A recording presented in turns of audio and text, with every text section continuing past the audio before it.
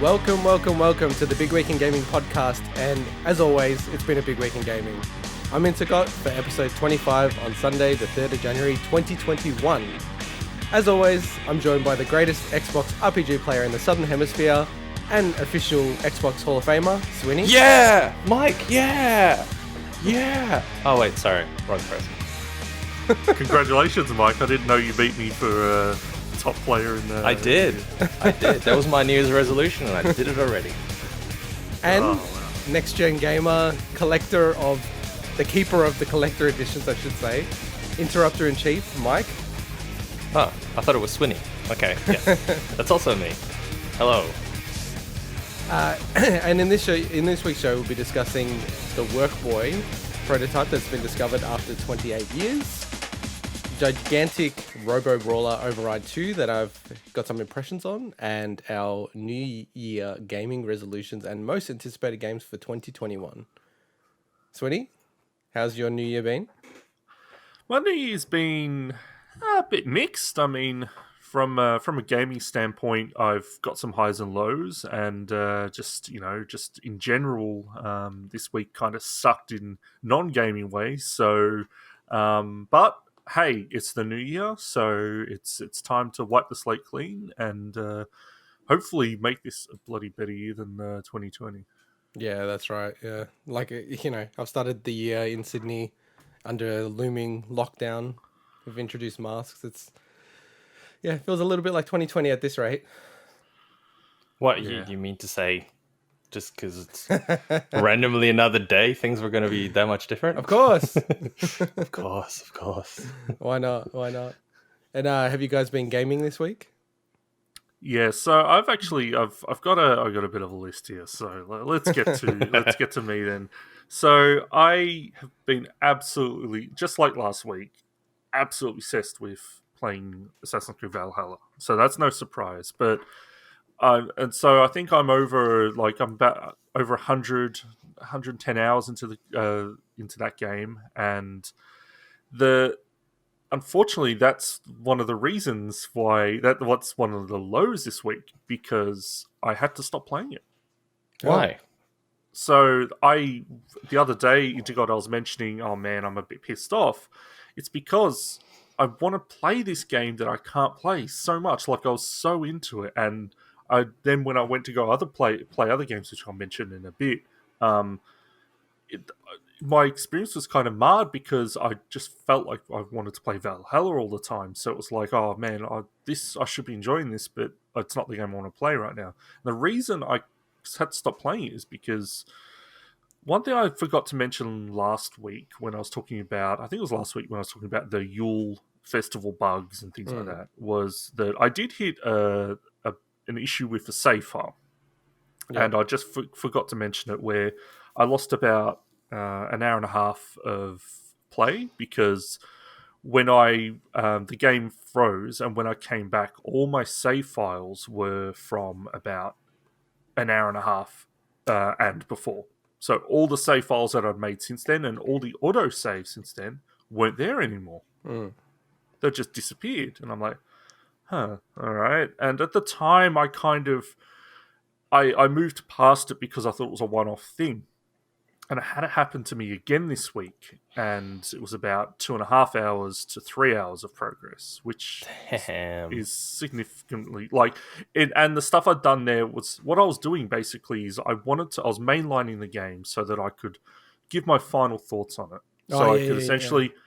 So I could close it off, and then when I get myself a Series X, then I could pick back up and then do the full completion and do all the areas. I want to mainline it so I could talk to the game, and then we could also do like a ranking of Assassin's Creed and stuff we talked about. Yeah.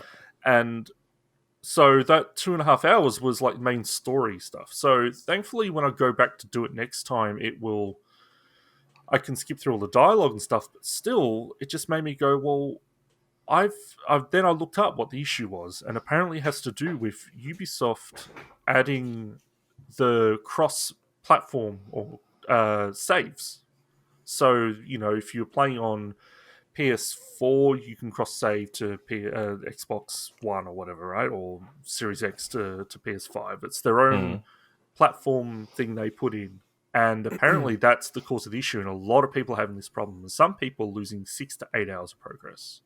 Damn. And it's a long time. considering how much time I put in this week in the first half of the week, I put 30 hours across 4 days. Wow. Like ridiculous amount of time. I'm thinking any of those long sessions where the game was paused or whatever, even if I went away and did something else, I could have lost 8 or 10 hours of progress. So I said to myself, until they patch that, I'm not going to play it, because I could lose a whole bunch of stuff and just have to do it again. So it kind of really, really sucks. And I understand, it was a great thing of them to add this cross-platform saving, but as soon as obviously they did plan on the bug for it, but if the trade-off is, hey, then we're going to get buggy save progressions where you lose your save files, then screw that. But on a more positive note, the other stuff, so because of that, then I went and had to play a lot more other games. So one was finally picked up and got back into Dragon Quest XI quite a bit. Honestly, I struggled a bit with the game this week because I don't know. I think it's because, again, I was just wanting to play Valhalla, and the game is very... in the first 15 to 20 hours of Dragon Quest XI, it's honestly... I find it a little boring. They're fighting words. A lot of people I think feel struggle with the first part of that game, because until it starts introducing some more complex systems and more characters and more when I started on getting more party members and things, and I was like, okay, now it's picking up a bit. But by nature, it's a very straightforward classic style RPG, as you'd expect. But unfortunately, I wasn't brought up on that style of Japanese RPG. I was brought up essentially from Final Fantasy VI onwards, which means that I kind of have... It's a bit of adjustment there. But there is a lot I love, don't get me wrong, and I've in the last, let's say, 5 hours of playing the game, I've really started to click a lot more with me. But I'm interested to see where it goes, because I've heard that it gets really, really good. So I've been playing a bit of that, but one thing it did make me want was, I just want them to bring back overworlds and world maps in Japanese RPGs. They're just not a thing anymore.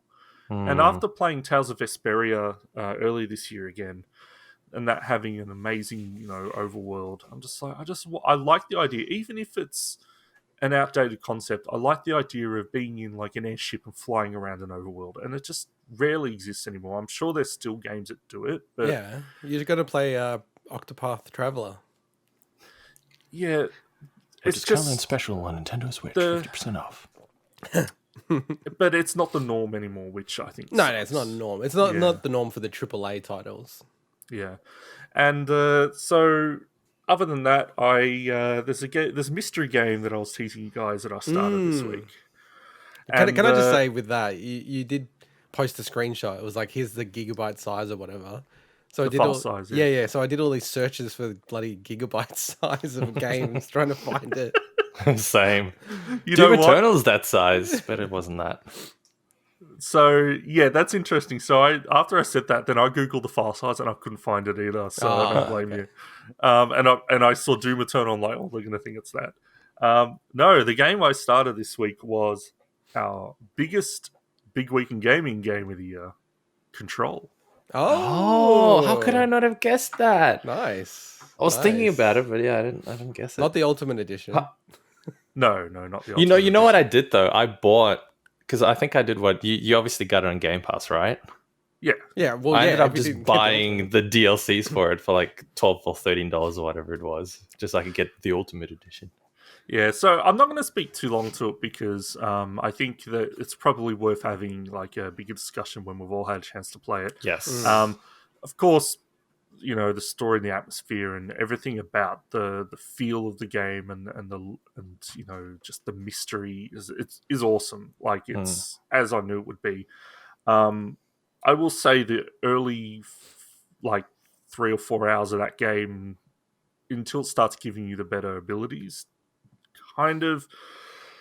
it's like if it didn't have all that other cool stuff and look great and have great physics, then it kind of plays a bit like a generic shooter for my tastes. But it starts opening that stuff up. So the abilities are really cool. yeah, I'm having quite a bit of fun with it. And the last game, which I didn't play much of, but I'll just mention, was I also started Ukulele in the Impossible Lair. Oh man, I really want to play that game. Nice. Yeah, so I've only probably played through about the first 4 levels or something, so not too far in. That game's really, really neat. Just like the other games, though, I just don't think I was in the mindset, because I was like, if a game just wasn't Valhalla, I just wasn't having a great time. I like how all these games are suffering ridiculously. They are. And, like, no joke, I actually said, you know what? I'm going to load up Assassin's Creed 3 Remastered, because I'm like, I need a hit. It's like, okay, I can't play Valhalla, and I need to play through 3 Remastered. But the problem is, It's the worst game ever, probably. I've tried this before, is that swapping straight from one of the new Assassin's Creeds to the older ones is super jarring, not because of graphics, not because of presentation, but because the controls are so different in the older ones compared to the newer ones, that it's super jarring. So you have to leave quite a bit of time, I think, especially if I'm planning to go back to Valhalla if they patch it soon. So yeah, so that's been my week, a bit of high and lows there. So how long do you think it'll take until they patch Valhalla? I reckon the save patch, because people are losing massive amounts of progress, I reckon that'll be patched within the next 2 weeks. Okay. And then you Seems start like playing a priority. Oh yeah, I'll continue to mainline it, because I want to like be able to do some final thoughts and do a ranking on the series. So yeah, fair enough. Yeah, fair enough. and Nice. see what happens in the story. So. You know, like, so I got a bunch of games for Christmas, and you know, I had this whole backlog of games that I was going to get for Christmas, and it shocked me which game I've played the most, like religiously, every day, multiple times a day. Which one? Okay, have a guess. Wait, let me open my Switch up.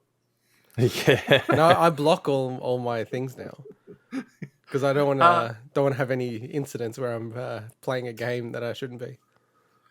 Game and watch Super Mario Brothers. Mario Kart Live.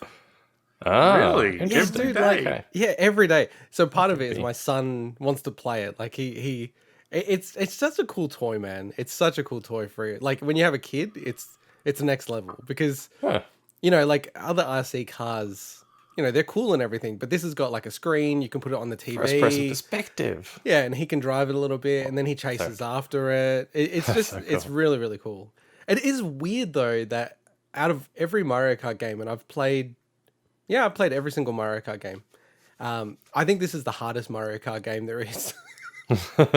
Like normally with Mario Kart, I'll just dominate. It's got real physics. Well, I think so. I think it's that like they're racing and they have no disadvantages, all the 4 opponents that you have, but you have the disadvantages of like different surfaces, all this other stuff happening. But it is a really mind-bending game because things will happen in the game and I'm like, oh, is this thing defective or is there something wrong with it? It's like, oh, no. It's because there's wind in the level that I'm playing. So the cart's going to the side and I'm like, that's so cool. And there was one part where I won't give away all of it, but there's one part where there's a mirror mode. So what you're seeing on the screen is mirrored. Whoa, that'd be trippy. But the controls are mirrored. So like in real life, obviously it is what it is, but in the game it's the opposite. But it just works so seamlessly because the controls have been reversed. It's just such a cool game, man. Like I'm actually surprised that people didn't, you know, when it came out, didn't kind of hype it up more. Like I get that it has like, it's a bit flaky, it drops out, like I've had all those issues, but I just think when something's like so magical like that, I just look past that because it's just so cool. It's just like such a fun, neat idea that when you're a kid, you're like, oh, how cool is this? So can I ask, are you changing the track setup or do you have like a permanent track now? Oh, no, I don't have a permanent track. That's actually not the craziest idea because it's just images. Like, so if you just scan the image, you could kind of mount it on anything you want and make that a permanent gate. So you need to set up 4 gates minimum somewhere. But I was getting a bit out of control. I was like, oh, I might move the car out of the garage because I've got a concrete garage. I'm like, I wonder what surface that would be. Now I look at people's houses. I'm like, I wonder how that would go on that surface. On the roof. But it's really, really fun. I've been playing a lot of other games. I've been playing, a lot of Mario 64. I had to put it down because I was probably like halfway through it. I'm like, oh, I've got all these other things I need to play. Why am I playing a game that I've beaten many times before? You got it for Christmas, that's why. Yeah, well, but that was funny, that one, because it was meant to be for Christmas, but I realized that it was in my Switch collection, which is just behind me. And like, I'd never given it to my wife to wrap. Oh, whoops. So it was like sitting on the shelf for like self-imposed Christmas limitation. Yeah, exactly. Did she actually get most of the gifts for you, or did you just get most of it yourself? No, for yourself? She did. And like the she big wrapped ones. them up. The big ones and everything like that. So, and I didn't know that they were coming. So no, that was cool. But it's just like, I don't know. I'm very picky. I realize like what a bastard I am. I watched this video of a kid who, this was from like 10 years ago. This popped up on YouTube, and it was basically this kid wanted a PS2. And the kid was so gracious. He was just like, oh, no, it's all good. I remember that. It's all good. And then, like, the parents were just tricking him. And then they, had a controller or something. And then he goes, oh, but it's a PS2 controller. I've got a PS1. And then the mum's like, oh, I'm so sorry. We're so dumb. And then they're getting more and more PS2 gear. And he's like, oh, don't worry, So Mum. cool. Don't worry. But it's the Here's best. a charger. He's like here's the opposite to cable. me. He was so nice about it. He was just that's like, awesome. it's all right, Mum. You did your best. It's the thought that counts. He's like this 8-year-old kid or something. What a cool kid. I know. He's already like better person than I am. Until like 38. I wonder what he's doing now. Because it'd be 18 now. Probably so. bashing his wife or something. Oh, come on. No. Edit that bit out. Jeez, that got dark pretty quick. If you're listening to this, please reach out. So, we wait, want to have you on. So what was the relation to what we're talking about? I missed that. No, I'm saying like I'm a very difficult person to get presents for. Okay. Notoriously bad. Like I'm terrible. I don't know. There's something in me that's just I'm really bad at it. Like at receiving gifts. You spoiled little brat. I'm very spoiled. Yeah, I'm very. Yeah, spoiled. well, you got like Jesus Christ, you got like thousands of dollars worth of gifts probably. Oh yeah. It's nuts. And then the last one is Override 2. So I'm doing a review for Vooks for that game. Yeah, you know what? It's really hard to review a fighting game because I think it's very subjective. I don't know what you think, Swinny, just in general, not this game in specific. Well, yeah. Also, what are the people reading and expecting? Are they expecting you to go delve deep into the actual mechanics or just like surface level? Because they're two like when you're talking about fighting games, they're two very different things where you're just talking about, the characters and the story and the modes, as opposed to, you can do like, there's like all these different versions of parries and things like that, I don't know how technical this game is, but like, I would hate to have to ever review something like a Street Fighter game or something. That's actually a really good insight that you've given me because I haven't finished writing the review, but I want to then make sure that I have a few different audiences in mind and maybe figure out a way to, seamlessly put that through the review. Because I think that is really critical. It's like if you're going to just buy the game because you're like, oh, it's some mech game, you need to have a perspective like that. Like, is it a good Switch version of the game? Because there's some issues with that. And then if you're like a arena, because it's like an arena fighter. If you're an arena fighter fan, how does it stack up? That's a really good insight. I think it's also a tricky one because you need to compare it against, I guess, other games, just in case it's just a random game you want to pick up and you're not into the genre. But then I think it also helps to compare it to other games in the genre because there'll be diehard, fighting fans that want to know if it's worth picking this one up. Yeah. It's a hard one. Yeah, it is. Because it's not a niche kind of market, if you know what I mean, or a genre. It but is. No, it is. It's niche enough that there's certain diehard fans of that particular genre. And I also think it's one of those almost a polarizing kind of genre where you're either into fighting games or you're kind of not. Yeah, there's a few people I think that are in between. So. Yeah, like Well, are we going to speak to it at the end, or are we going to see how we go time wise? So I'm thinking we can spend some time chatting about it a bit later. Speaking of time wise, yeah. Go on, Mike. I haven't had a chance for the biggest piece of news this week. Okay, No one asked me what I've been playing, but I'll tell you what No, I've been playing. I'm asking, what have you been playing? I will tell you what I've been playing. So you know how I've been a massive Sony shill? Huge Sony shill, as you can see. Even though Yeah. they're I obviously not sponsoring me. It's Anyway. it's covered. You know what? People are going to go nuts. There's people who are desperately wanting a PS5, and yours is sitting. Sorry. Has it literally moved from last week? It has. And I Just didn't booted make a video. Demon Souls and stuff. Okay. But Okay. more importantly, a certain exec from Sony, whose identity I cannot divulge, Yeah. happened to listen to our podcast, and he went, Wow. I love your podcast. Of course. I want to send you something. And you know what he sent me? You guys aren't going to believe this. It's amazing. It's mind-blowing. I know you can't see this, Winnie, but I have it right here. They sent me I'll describe it. the prototype of the PlayStation 5 Mini. Oh, you. Huh? It's a Lego Is it version cool of or what? PS5. It does look cool though.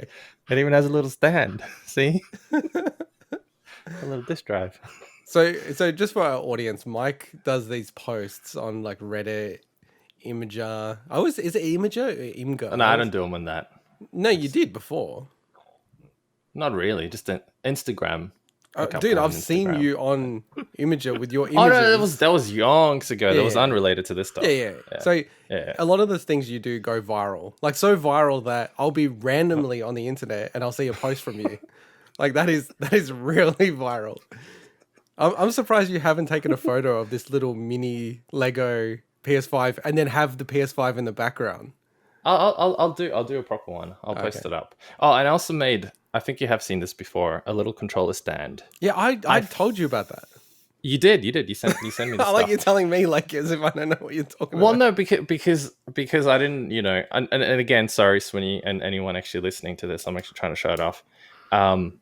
You can even put the little PS on there, and then if you get the controller, it's perfectly on here. Oh, see, yeah. And I even printed the PS logo using one of those HP sprockets. So now Mike. I guess I'm probably going to do this for all the different controllers. So can we turn this into merch for the podcast? I was thinking exactly that. Yeah, we can make these little merch things. So if you guys want to buy one of these, we are not selling them. I was going to say, wouldn't the cost, considering it's Lego, wouldn't the cost would be be astronomical. Is it really Actually, expensive? it's actually something like this will probably not be that much. There's not that many pieces in this. And they're not exactly, maybe like the bendy ones are slightly more esoteric pieces that might cost a bit more, but the rest of it I think is pretty standard pieces. So if you do all the viral legwork, because you're all good at the viral stuff, right. I'll set up the pre-order stuff. Okay. Because or else you'll get a queue of like 1,000 orders. Oh, of course. How many would you be willing to make? One of my sweatshop. I don't know. Maybe we all can just. All the profit's going to go to you. All the profit's going to go to you. Do the people have It's to shared profits. do they have to construct it? Do you send it to them in little plastic bags? Well, I think that would be more fun, wouldn't it? Yeah, I think so. Oh, and then I mean, can make you can do it instructions. yourself. What's the point? You can make instructions.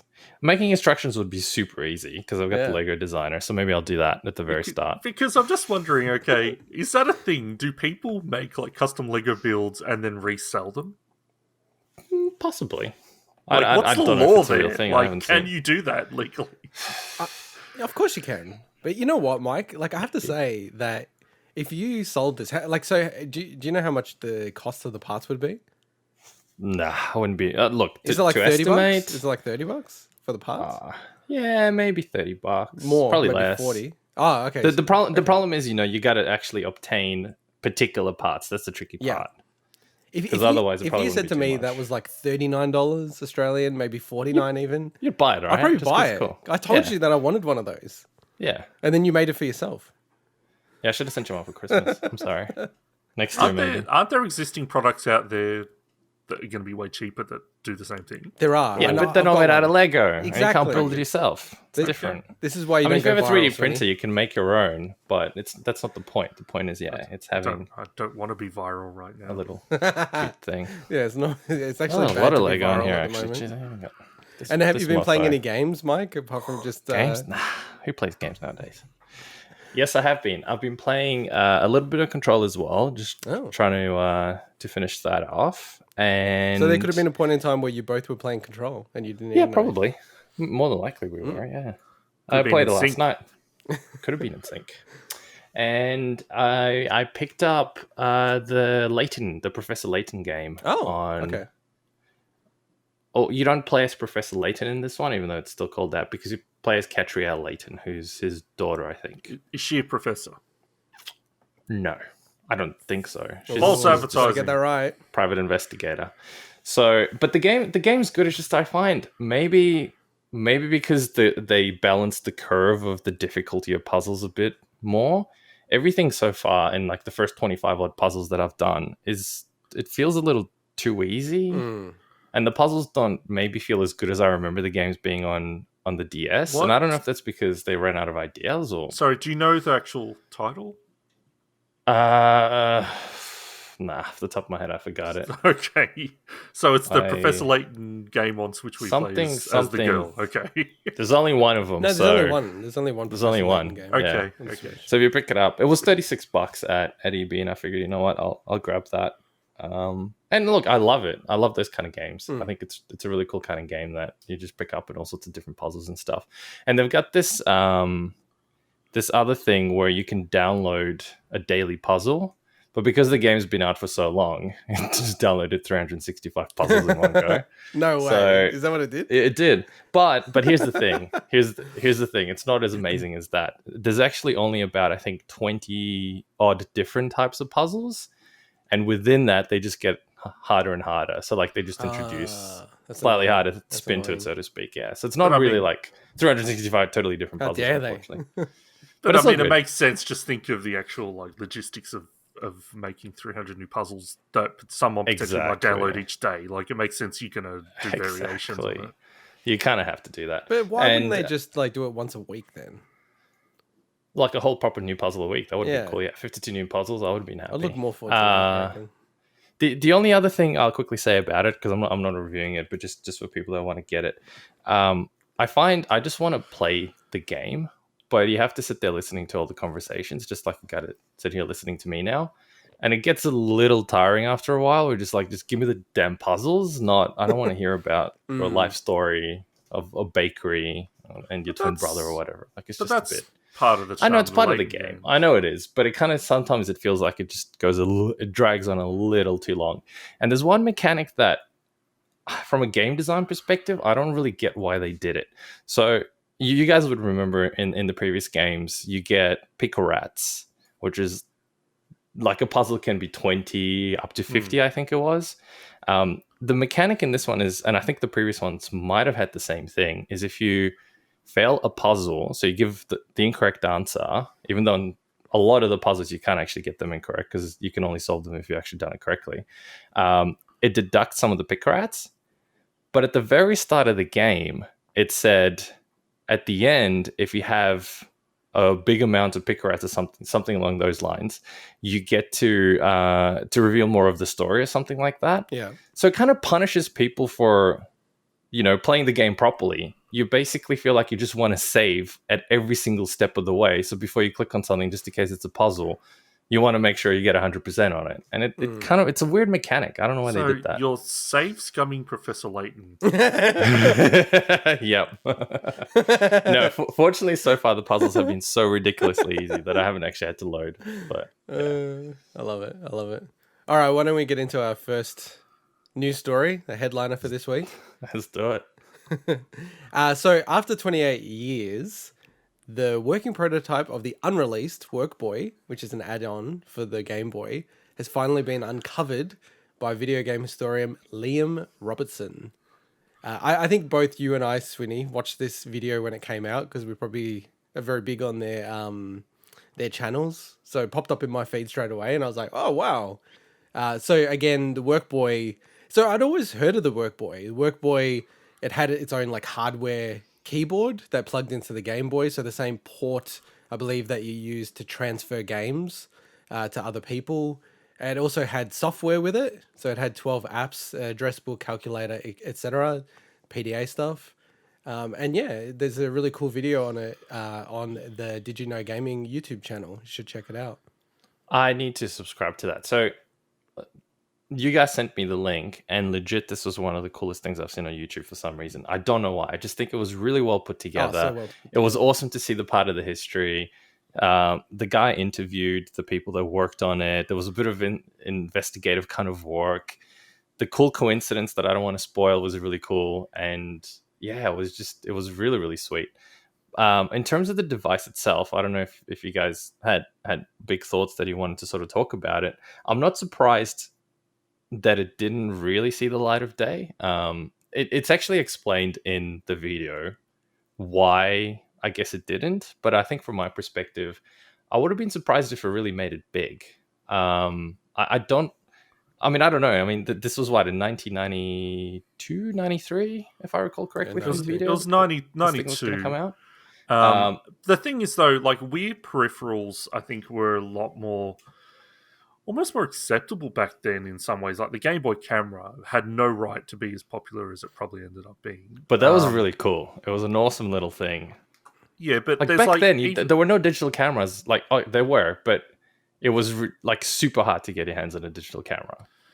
Yeah, the thing with this, though, I think the price point would have been really rough. Now, I can't remember how much, for instance, the Game Boy camera did cost, but I'm sure it didn't cost more than the price of the system. So, well, okay, let's just spoil it for everyone. So, the Game Boy at the time was Spoilers. 90 US dollars. And this thing was going to be, I think, 85 or something like that. But before they were about to sort of get to the final stages of finishing the product and trying to launch it, Nintendo announced that they were going to cut the price. Well, I think it was of the Game rumored, Boy. right, that they were going to cut. Oh, the price. rumored, yeah. So as a result, they kind of went, well, if this thing costs more than the actual console itself, is it going to sell? And I think they cut the project there as a result of that. I do want. It's one of those things that it really makes you wonder what a snowball effect it would have had in the industry, not just in the gaming industry, but I guess in the PC industry, the business industry. If this thing was actually released, the impact it would have had on people. And I'm talking about, say someone picked it up or their dad had it and they were really fascinated by it and they ended up kind of going into the industry and creating all these different apps and new peripherals for it. It could have like completely changed a lot of things, I think. So it's interesting that I think a little thing like that caused a Y fork in the technical roadmap of society. I think it's really cool. could you imagine walking to like a business meeting and then whipping out your Game Boy and the WorkBoy attachment? Like Gentlemen? we've talked before about power moves. That's a power move. It's like That is a power move. that's my You bloody can just WorkBoy. imagine That's my people going WorkBoy. there, look at that off-white color on the Game Boy. Look at those. Look at the texture on that. Okay, just because I'm a very weird person and I have access to a lot of different information because of this podcast, I actually can tell you the Australian price of the Game Boy camera when it came out. So the Game Boy Pocket at the time was $75. The Game Boy camera was selling for $90, and it launched at $100. Whoa, so it was more. Launched at 100. And the Game Boy printer was much was the- $110. Wow, But how much so was the Game Boy though back then? I just said 75. The Game Boy itself was 75. Game Boy Pocket was 75. wow, so it was way more. Yeah, well, Wait, like the Game all Boy up, Pocket. Yeah, because was the Game Boy Game Boy wasn't itself. selling. So the Game Boy camera came out in 98, which to me, it felt like Game Boy camera came out like 92 or something like that. Yeah, it's way later than. So it was like just Wow. 20 years ago that it came out. It's amazing how No, but much I think it's advanced. quite late in the cycle of the Game Boy. The Game Boy How long had a did that massive console go cycle. for? It was like 10 years. It had a 12 huge years, cycle, yeah.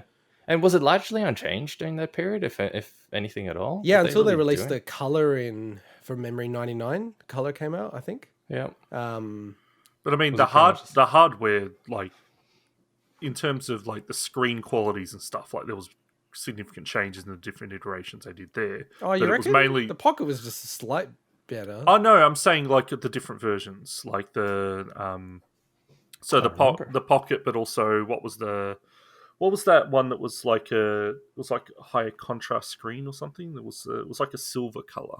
Are you talking about the Game Boy Light? Yeah. Yeah, but that never came out in anywhere other than Japan. Yeah, so I'm just saying, like, in terms of, like, there were, like, I think, at the time, what I would consider significant changes, but when it comes to the actual, like, the actual, like, guess, the chipsets and, like, it wasn't until the Game Boy Color. Which Game Boy Color we've talked about is essentially a different system in a lot of ways. So yeah, it's got the Game totally Boy different. chip on it, and then it's got an extra chip.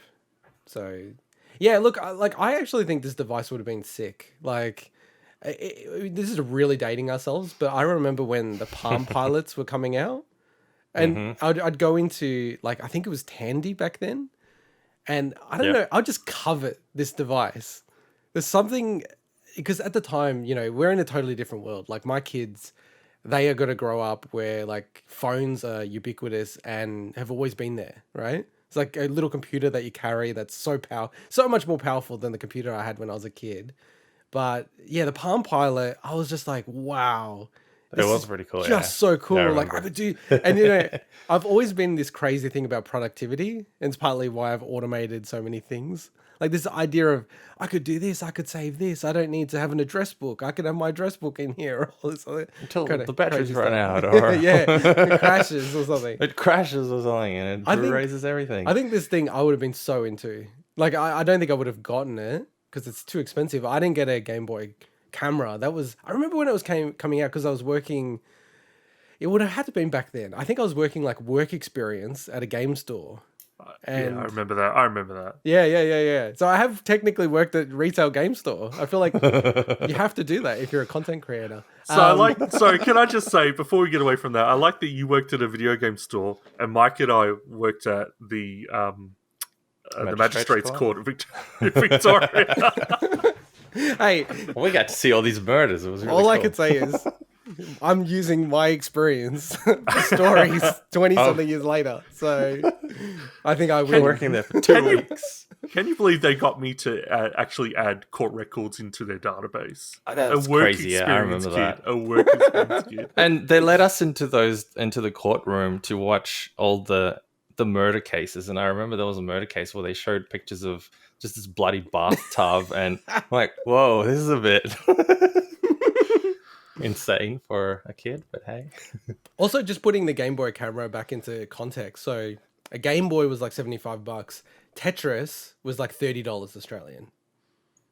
And then games that were coming out at most were like $40, $50. So it's really about the same as today. Well, not the Switch, like a DS. A DS is like what, $200? You get a game for you can't buy a DS, but 70. I'm just saying, like, the relativity when the DSs were, the 3DS and 2DS and all those. Maybe relatively speaking, consoles are more expensive now, but that was actually a pretty good ratio. Half the price for a game, it's not bad. From memory, I think it was like the Game Boy was like about $150 Australian when it launched. Okay. And Tetris was 30. Just getting back to the WorkBoy, I would have loved this. I think it's weird because I knew about the WorkBoy. What I didn't know, I don't know about you, Swinny. I didn't realize that the WorkBoy was unreleased because I'd seen images of it before. Well, they went into that in the video where I think that's a common misconception that people thought it was just a very rare accessory. And I don't blame people because it was shown off in the gaming magazines as like, oh, this is a product that's come out, and because the internet didn't really exist in a general capacity at that point, you just assumed that stuff came out and you just didn't know what happened to it. Because did you know it was out or not? No, well, honestly, I'd forgotten all about the WorkBoy until this story. So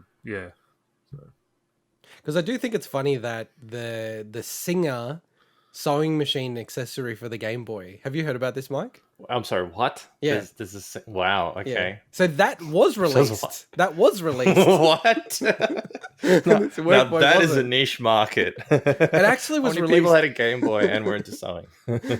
People actually who had it say it's actually a really cool like item. Like it actually is really smart implementation because you can. I think you can edit the patterns on the Game Boy itself. Okay, that's pretty cool. Yeah, so that's quite clever, actually. I guess it is pretty clever. I'm not too up to date with sewing machines, but I'm sure that there's like an app for sewing machines now, right? For advanced sewing they would machines, have to be. Yeah. My sewing machine doesn't have it. I have an app for my toothbrush. There's got to be an. That's true. It's dude, and that app is just. It never works properly for me. But anyway, my toothbrush has achievements. Got the same one. My toothbrush has achievements. Exactly. Can I just ask? What a world we live in. It's not linked to Microsoft though, right? No. No. Hey, If it well, was, you he'd gotta be ask the brushing his question. teeth multiple times a day. He'd I've be been like, grinding out the he'd have teeth the this cleanest week. teeth. Yeah, exactly. I've been safe Pearly scrubbing the whites. teeth. Where are my teeth? but Save yeah. scrub. Did you say save scrubbing? Yeah. Oh, that's a great pun. That's a great pun. So yeah, do you think that it was a bad idea or a good idea that they didn't release this?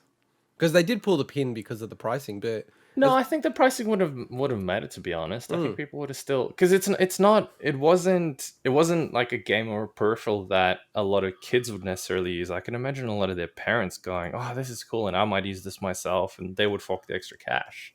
I think it was So- a bad idea simply because of how much longer the Game Boy was in market for, which they wouldn't have known. So the fact of that not releasing it, you mean? yeah, so I reckon Yeah. so I reckon if they would have released it, considering the Game Boy, as you said, like Game Boy Camera was what 98, this was 92.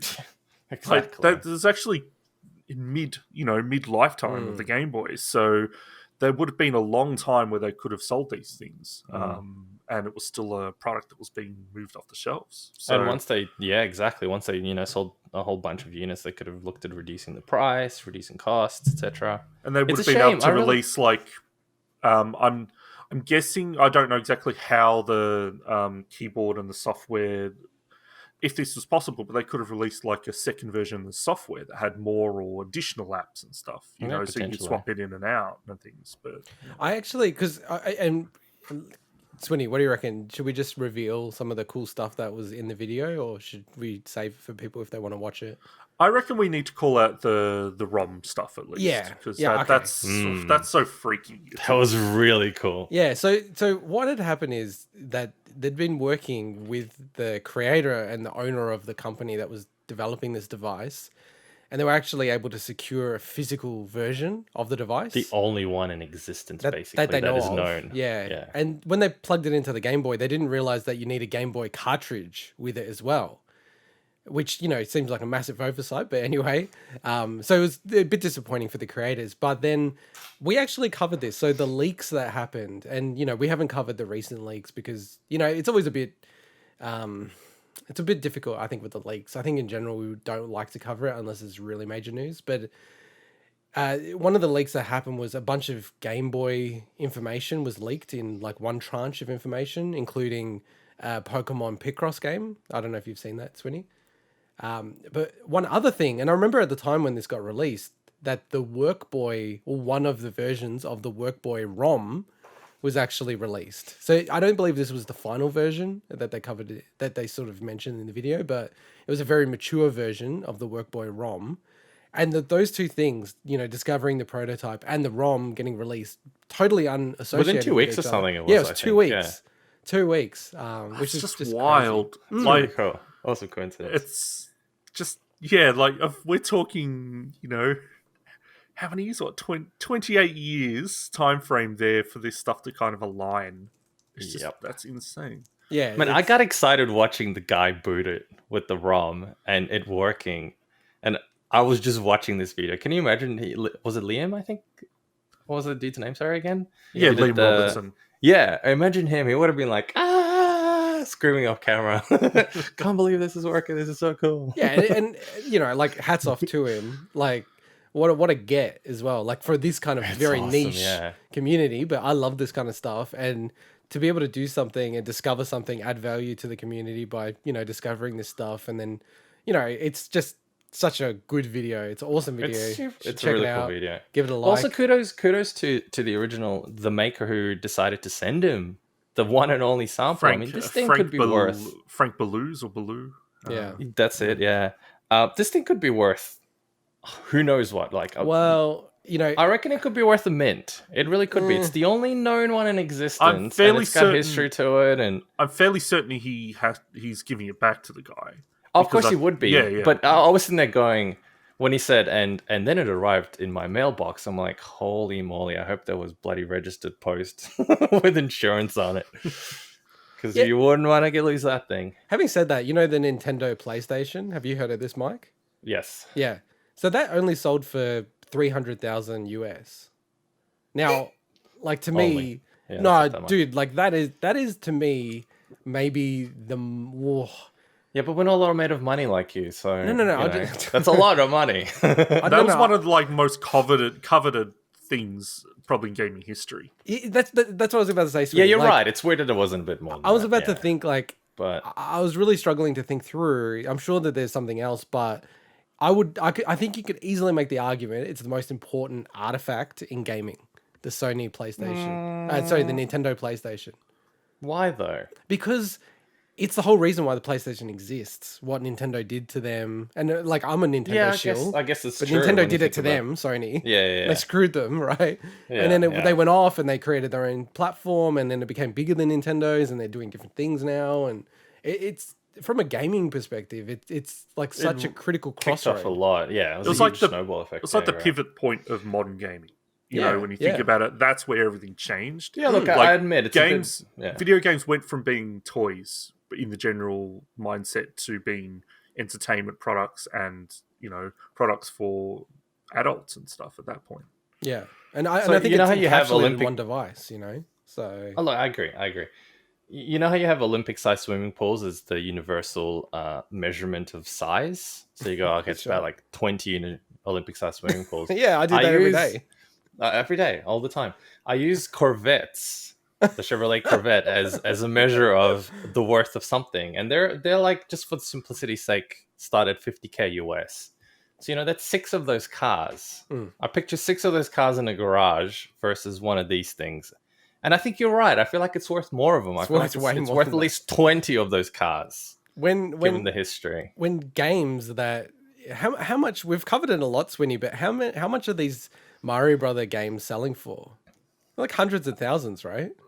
Yeah, like 150K Yeah. and stuff. And this is one game that you're right. There's how many Yeah. versions of them out there? You know, this is a one of a kind, unique thing. But anyway, So that was a bargain, actually. We should have probably, chipped in and. I think the guy was offered millions by people before privately, and he turned it down. So he must be spewing. What? Yeah. Oh god, he must be spewing. But I will say that stuff, there's possibly a lot of hearsay around that stuff as well. Maybe, so. yeah. Oh, but I'd believe that for that item, and given that like Pokemon cards are selling for like $500,000 and things like that, like this is way more like important than that. But yeah, I gotta hit up the Selvers and Turak, see if anyone gave up any Pokemon cards. But just closing out the WorkBoy convo, yeah, really cool item. Check out the video. Swinny, maybe we should include the link in the show notes. Yeah, we'll Absolutely add that should, in. yeah. Yeah, it's a very That cool would help, video. wouldn't it? awesome one to check out. So now let's jump into the Famitsu end of year interviews. So there were a whole bunch of interviews done in Famitsu magazine, it's a Japanese magazine, all about the 2021, I believe. I think we had 2020 ambitions at one stage in our notes. From various developers from Sony Interactive Entertainment, Square Enix, Miss Walker, but then we'll start with Platinum Games. So with Bayonetta 3, so Bayonetta 3 has been in development for many, many years now. And I'll relay this in my perspective, Swinny. It's pretty much just a carbon copy of the last 4 statements on this game. Yeah, 4 so statements. It's going very well. You know, Just we're up looking front- forward to it. Sorry, can I just say upfront to anyone that's found this clip, watching this clip, you're not going to get a lot of new information here. So In any of at this this stuff, point, yeah. it's like whatever we can get kind of situation because we just haven't heard anything about this. But this is pure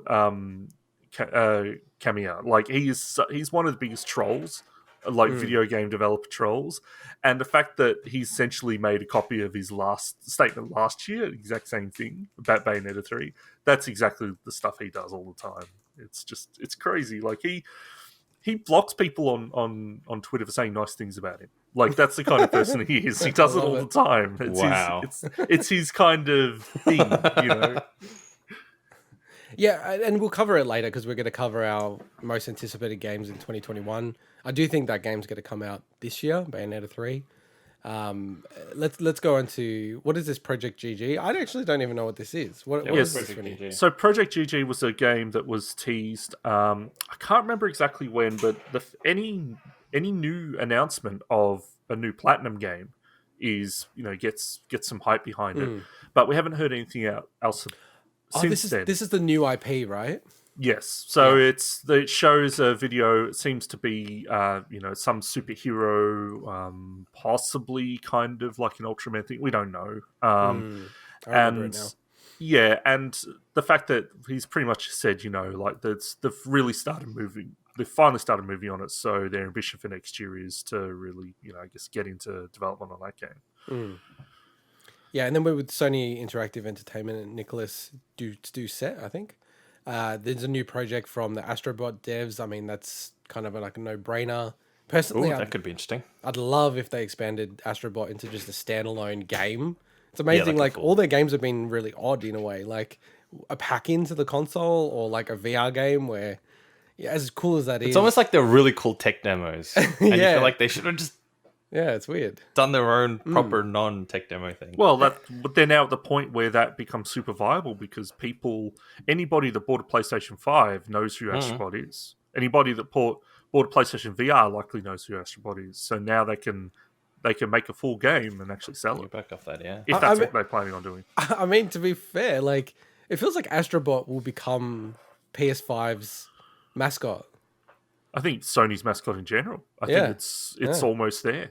Which is crazy. Yeah. And they've tried before whether or not they were technically third party or not to, Crash Bandicoot stuff. Like a lot of that is other, I guess, players and gamers kind of projecting that, rather than Sony pushing that themselves. But it took them 5 generations, but they finally got themselves a mascot. So. Yeah, and then they'll just dump it for the next generation as they all normally do. Tomoya Asano from Square Enix, another Bravely Default game. Or I do like your note. Is this your note? Is it going to be Bravely Third or Bravely Default 3? No, they actually said that. Oh, really? Yeah. Like I would just put that out of nowhere. So they're like, so Mike, I don't know if you know much about it, but so they made Bravely Default. Then there's a second game in the series called Bravely Second. Now which they said is the sequel. Now they're about to release Bravely Default 2 this year. Okay. Which is a different game. So Bravely Default to Bravely Second to Bravely Default 2. So now they're like, we don't know if we'll do a Bravely Third, which I think is actually a cool title, or Bravely Default 3. So, yeah. Like literally, Wikipedia, I remember reading it at the time, had to update its description of Bravely Second. Because it actually still says it's the sequel to Bravely Default. Well, they edited this. They must have a battle on. I love Wikipedia. I edit things on Wikipedia, and every now and then, like people get into battles about definitions. So I think they were having a battle whether it's a sequel or not. Given now that there's Bravely Default 2, and now they're just describing it's another sequel. No, you know what they're going to do here, Swinny? They're going to do Bravely Second 2. Going on to Hiranobu. All right, let me. Hiranobu Sakaguchi. I got the Sakaguchi good. All right, thank you. So, well, you cover this then. You cover this. All right. So this is just a small thing, but so Sakaguchi's obviously heading up Mistwalker, and he just mentioned that their Apple Arcade game Fantasian is actually nearing completion, and so that should be released this year. And I actually checked out a clip of what Fantasian is, and I don't really understand if what they were showing was purely concept footage or that's how they're producing the game, but it looked pretty neat. They had dioramas where they set up like this cityscape and they're having 3D characters run around the dioramas on the screen. So I'm like, but then they had also like artistic effects coming off some of the environments that they had photographed. So I'm like, is that just how they're producing, or is it a concept? Either way, I'm like, that's pretty cool because it looked very much like a PlayStation style Final Fantasy where it was a set perspective, almost 2D background. So it looked pretty cool. I do obviously hope that it comes to anything other than Apple Arcade because I won't be able to play it because I just don't have any Apple products. But I still wish, obviously, that that Mr. Walker would also work on potentially a bigger title another title, because I love Lost Odyssey. Quite liked Blue Dragon, and from what I've heard, the last story was great. It's just a shame that, honestly, I'm surprised that Microsoft, I don't know how well those games worked out for them in the 360 era, but surprised they haven't really come to them to try to get them to do something for them again. So. And then you've listed a bunch of anniversary celebrations. Personally, I'm getting sick of these anniversary celebrations. It feels like every 5 years is now a major anniversary. Well, the reason I listed these is because so throughout all the tidbits and interviews, and they mentioned that, we're celebrating the anniversary of this, so we're hoping to do something. So the idea is that there's likely going to be stuff coming out of these anniversaries. Now, there's actually, I saw a graphic, and some of it was wrong, but I saw a graphic the other day off Reddit or something, and it showed all the anniversaries happening this year, and there's heaps that are essentially hitting like a 20th or 25th or 30th anniversary. There's so many, because just think of the timeline around that era. We're now getting to that point where it's really like 30 years and 25 years onwards. But just on that though, because if you cut everything up into fives, as now is the marketing ploy to do, there's like heaps of games. If you get a bucket gaming up into 5 buckets, like you're always every year you're gonna have a massive anniversary. I know, from that perspective. We're talking, but I think, at some point, like, you have to probably say, well, the cutoff is saying something's 25th, because anything beyond that. But anyway, just to get back just on that, what's the fair cutoffs for anniversaries? I think 25th. I just said it. So 10th? How about 10th? No, I think 25 years is the. So you think 25 is the only one that you should celebrate? For this kind of thing, yeah. Yeah, okay. That's fair. So just to get back, the reason I want to mention this, is because there's likely stuff coming out from this, although some of it's just, I guess, their ambitions. But so Dragon Quest has its 35th anniversary. Yep. The Mana series has its 30th anniversary. Persona has its 25th anniversary. I'm assuming that's the Persona series specifically, not Shin Megami Tensei, because that was, I guess, late 80s. So, that makes sense. Ace Combat has its 25th. I think that one... So, actually, its 25th was technically last year, but the reason I mentioned this was... No, the reason I mentioned this was because they said that they had planned stuff for Ace Combat for last year, but because of everything that happened last year, they couldn't realize it. So they're hoping to do that, to so it's release a lot of stuff. Anniversary then. That is so dodgy. It's such a marketing ploy. No. Again, these were generally quite informal comments. So it's about anyone that is into the Ace Combat series. There's likely going to be some stuff that was already in production this year that was going to happen this year. So that's the whole reason I mentioned this. And the last one was Fatal Frame is having its 20th anniversary. So I wouldn't just go out of the way to randomly pick these. This is what came out of the interview of the developers themselves saying that they're hoping to celebrate this stuff somehow. Yeah. And look, like, to be fair, I am a sucker for this stuff. If they release anything for Zelda for the 35th anniversary, Metroid, I'll just buy it all. Like, I know I will. Especially Metroid. So I actually fear if they go really hard on Metroid. I'm just almost thankful that it's such an unpopular franchise in the mainstream that it's very unlikely. Well, if they release some crazy $499 Australian dollar collection or something, I'll probably buy it. Fear? Really? Yeah. I didn't realize they were massively into fear. No, Metroid. Oh, Metroid. What did you say? Fear? I fear. You fear. Okay, that makes a lot more sense. Yeah, you definitely would buy it. Yeah, I would. I don't know what the limit would be. I don't want to test it.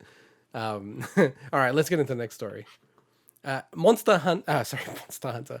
I can't believe I did that. Monster Sanctuary had a really, really cool update. So Moirai, the game's developer, and a game that Swinny and I do appreciate and are fond of, they are actually making some changes to the game, and including some changes where Swinny, they pretty much said they wouldn't do, which is probably my biggest criticism of the game.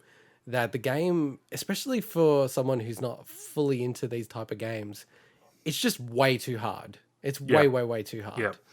And they've said, okay, and I kind of find this funny, Sweetie. They're like, okay, we're going to add difficulty settings. We're bringing in a casual mode.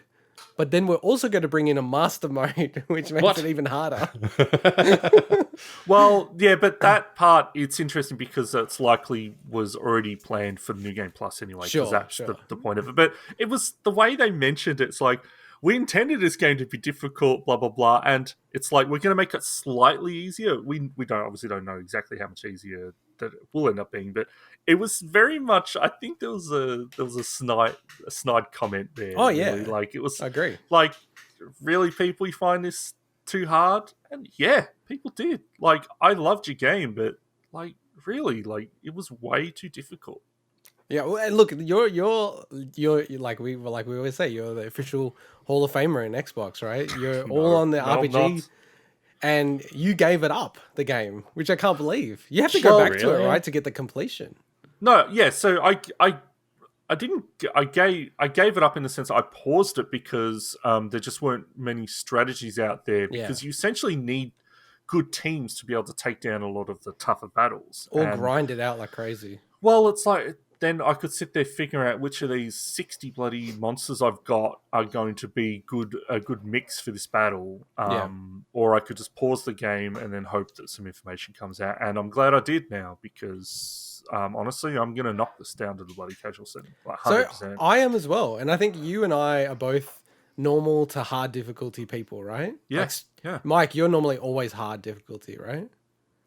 No. I'm not always hard. Oh, okay. Sometimes I'm soft. But we would normally, like, if there was 5 difficulty settings, you'd go for the 4th one, right?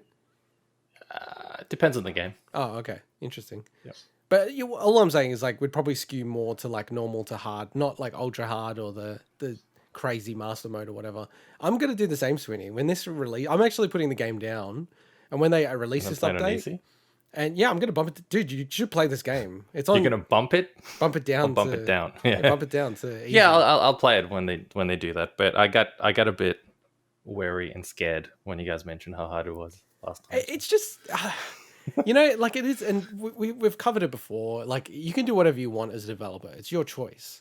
It just, you know, as opposed to Dark Souls and Demon Souls and the Souls game. What is it? Souls-like, Souls-inspired games.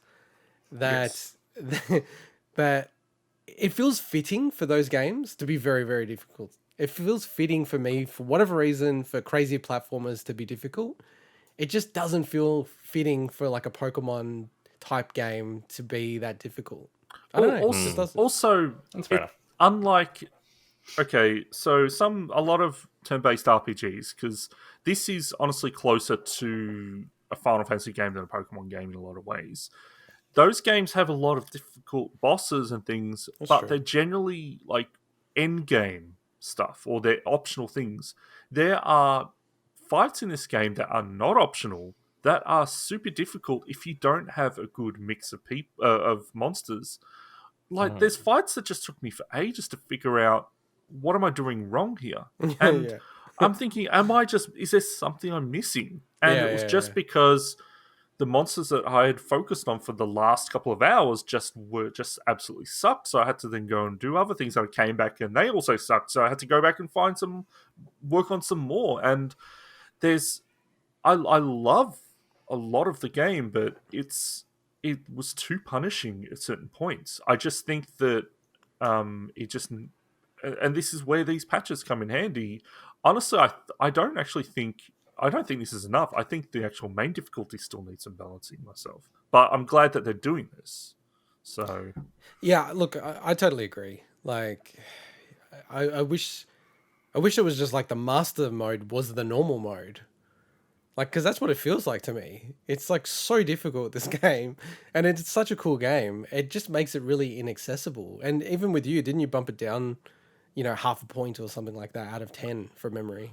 well, yeah, because I started hitting a lot of those roadblocks that you had mentioned, where I'm Yeah. like, what am I doing wrong here? I am actually above the expected level of this area. You know, I can defeat all like the general rule is in an RPG, if you can comfortably defeat the random encounters or the general, I guess they call them wild encounters in this game, you should have no problem taking down the boss of an area.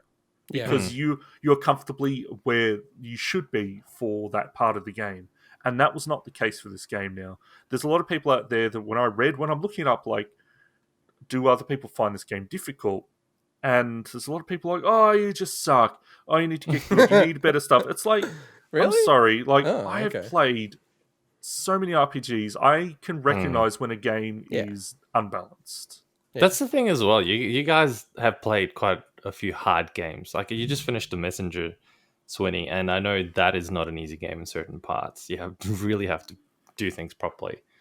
So you've done some pretty hard games. So this I say like this, Mike. I find this game harder than Demon Souls and Dark Souls. really, Yeah. Damn.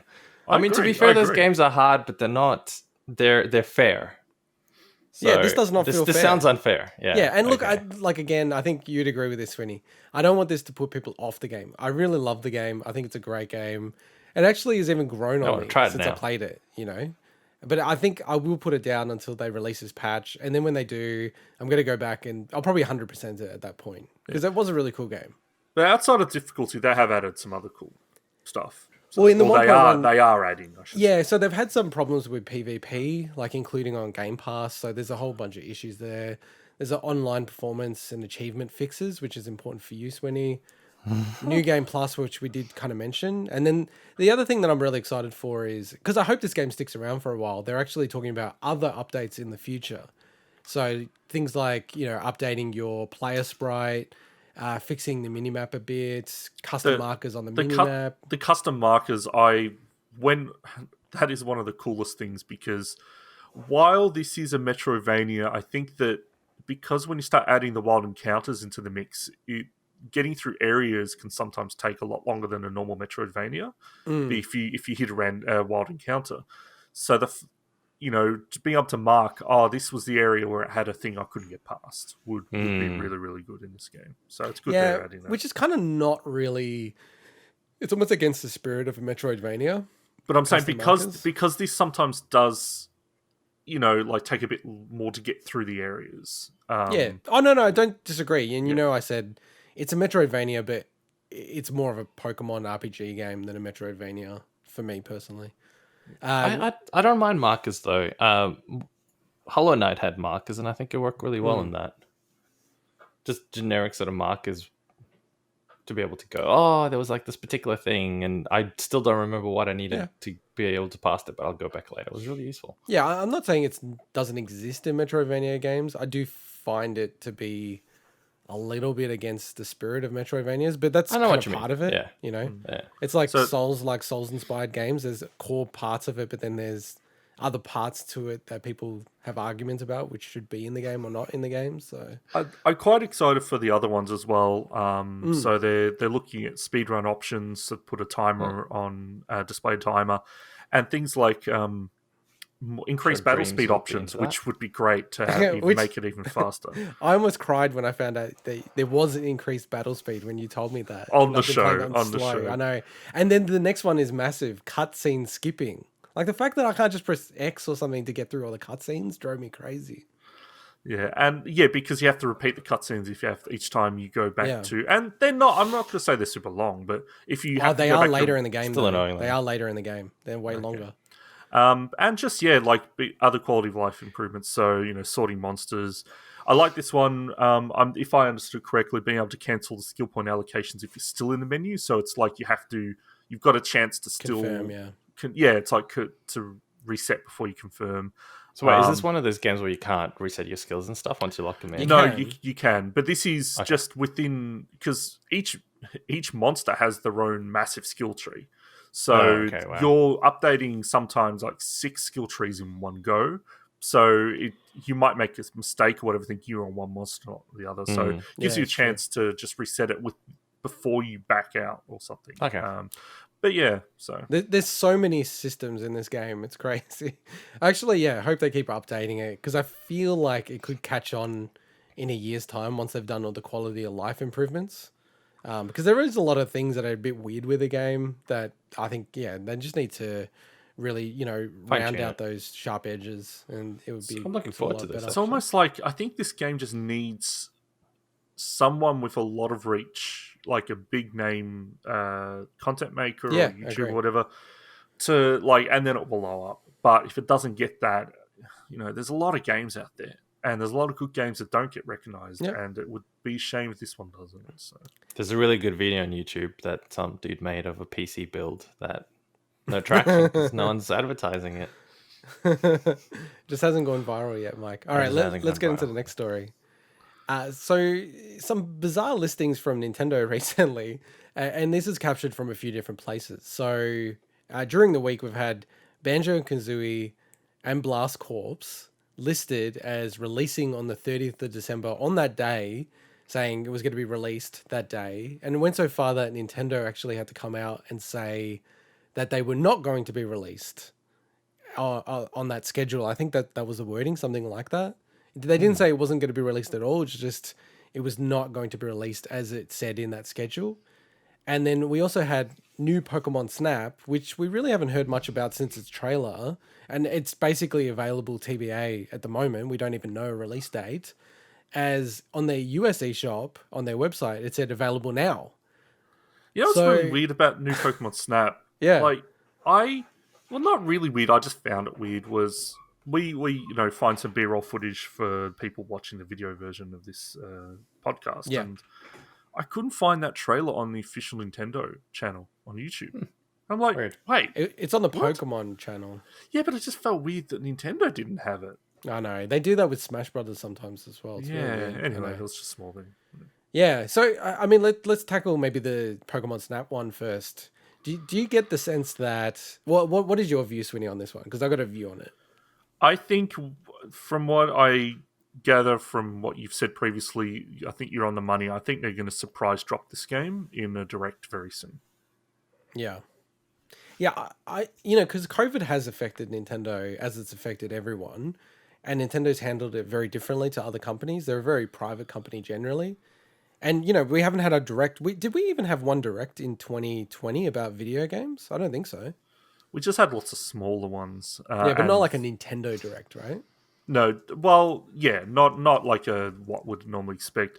Also, with this game, unless they're doing some big stuff to it that obviously we don't know much about it, but if it's anything like the original Pokemon Snap, I reckon this game, it wouldn't take that long to pull this game together. So I reckon that's probably done. I reckon they'll release it. Yeah, I think it's done as well. And I think what's happening with both of these things, because when they load these things into their own systems, they'd have to load it with a date. That's just always the way that you code these things. And normally it would just be, the end of a quarter, the end of a half year, the end of a full year. And it feels like they've loaded these games in and they've put it as, let's put it way in the future. Like, the end of 2020. Forgot about it? No, well, more that because of the delays, probably it's been delayed for more than a year or around a year. Then they've gone, oh, shoot, we haven't actually updated it in the databases properly. So I think for sure new Pokemon Snap is coming in March, Feb. This year, sorry, now. Now, with Banjo-Kazooie Blast Corps, that one was so weird because it had their full names, the proper Japanese titles for those games, and it actually listed the publisher as Microsoft Japan. I mean, that can't be, Nintendo doesn't make mistakes like that normally. It feels like they've either had conversations with Microsoft to get some of those Rare Replay games onto the Switch, and that's all loaded in the background, ready to go. Maybe they've, agreed or not agreed, and, they haven't done anything with it. But, I mean, if I had to bet on this, I reckon Banjo-Kazooie is coming out this year on the Switch. Look, I'm surprised it hasn't happened yet. Out of fair call. Everything, the fact that they put other Microsoft published games on there, but not the games that would probably make the most sense, because those versions of Banjo-Kazooie and Banjo-Tooie that they put out on 360 that were part of the Rare Replay collection are amazing. They run so smooth, they look great, that they did so much texture work. They're the definitive way to play those games, and I'm they're including amazing. They're playing amazing. them on the actual console because they run at, is it 60 FPS or at least 30, right? They run at 60. Yeah. Wow. Yeah, I they're don't know if they definitive. drop at all, but considering that especially Banjo Tooie would sometimes run like less than 15 frames a second, it was Yeah, it's ridiculous. 12 frames a second, yeah. Ridiculous. To play those games like in that glorious frame rate and looking great because they did, as I said, they did a lot of work.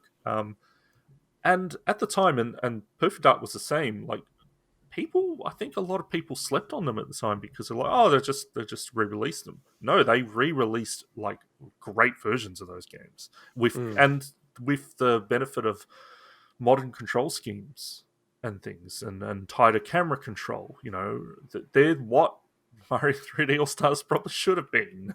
You know, Yeah. so. I'll be the defender of that game. I think it's fine. I've been playing it. It's like, I get that it's not what people wanted, but if you just consider it what it is, it's such a good version of the game. I think it's the best version of Mario 64 you can play. I love those What's games. what That are they people could have. They complaining could about? have. Sorry, They, what's that? I love those games, but they could have done so much more with them. I don't think. I agree, but judge it for what it is, not what it's not. No, I'm judging it for what it's not. look, and to be fair, I said to my wife, I go, it does, like, when I look at it and I go, oh man, imagine if they put this into the Mario Odyssey engine. It would have been magical. No, Because but the, not even, I the don't camera even is a care. bit funky at times. Yeah, the camera definitely, but just like make the games run like At 60. 60. You know, like Which just- I haven't found that to be that jarring. Locked 30, I'm fine with. Like, I prefer 60, but locked 30 is fine. It's when it starts to dip that I really have issues. Yeah, anyway. But yeah, this like and Blast Corps. Blast Corps was great as well. Yeah, don't sleep on that, Yeah, people. Blast Corps is one of my favorite 64 games ever. And it held up when I was playing it. Now, I will say, if someone's playing it for the first time and doesn't know anything about it, maybe not so much, but it definitely held up from someone that played it back in the day. My prediction, they'll release these games, Banjo-Kazooie, Banjo-Tooie, Blast Corps, a few others, all individually, charge like 15 Australian dollars each, and they won't release Conker's Bad Fur Day, and people will whinge that, hey, Rare Replay, it was $5 and it has all of these games. You're charging me $15 each, and then people will buy it anyway. That's my prediction. It was way more than $5, but No, When if it you came bought- out, No, it but was if you way more than if you that, bought Rare Replay now, it's like cheap as Well, hell, yeah, right? but these games will probably go on special for $250 later. So No, I don't know about that. you can't compare that. Yeah, I know. But all I'm saying is people will whinge about the price of these games, and they'll release them individually. But Yeah. it'd be fine. And it's one of those things that if they do release Rare Replay on the Switch as a cart, that I'll also double dip and buy that as well. So there you go. Microsoft. well, yeah, it'd have to be a very different version, like because that game is massive. When you consider the 360 games and stuff, so depends. Like if they've released a specialized, like, oh, here's a rare collection, because I think calling it Rare Replay, thinks you're probably going to get everything that the Xbox One version had. But yeah, that's fair. That's fair. that has Perfect Dark Zero, has like all these 360 Probably games. don't in want it. that, yeah. Rare replay. But Viva Pinata games, it had all the 360 ones, Cameo and all that as well. So. And it's funny because Microsoft, I believe it's still the case, their first million seller in Japan, and I believe only million seller in Japan, that's from Microsoft, is Minecraft. I don't believe they've ever made a game that sold more than 1 million in Japan outside of Minecraft. I think if they released like Rare Classic Collection for the Switch, I reckon they would sell 1 million in Japan. Like some of these games are pretty popular in Japan as Maybe, well. yeah. It's funny that their only 1 million one is a game that they technically didn't even originally make. They just bought it out. Yeah, well, it's Microsoft Studios now. All right, let's get into the next story.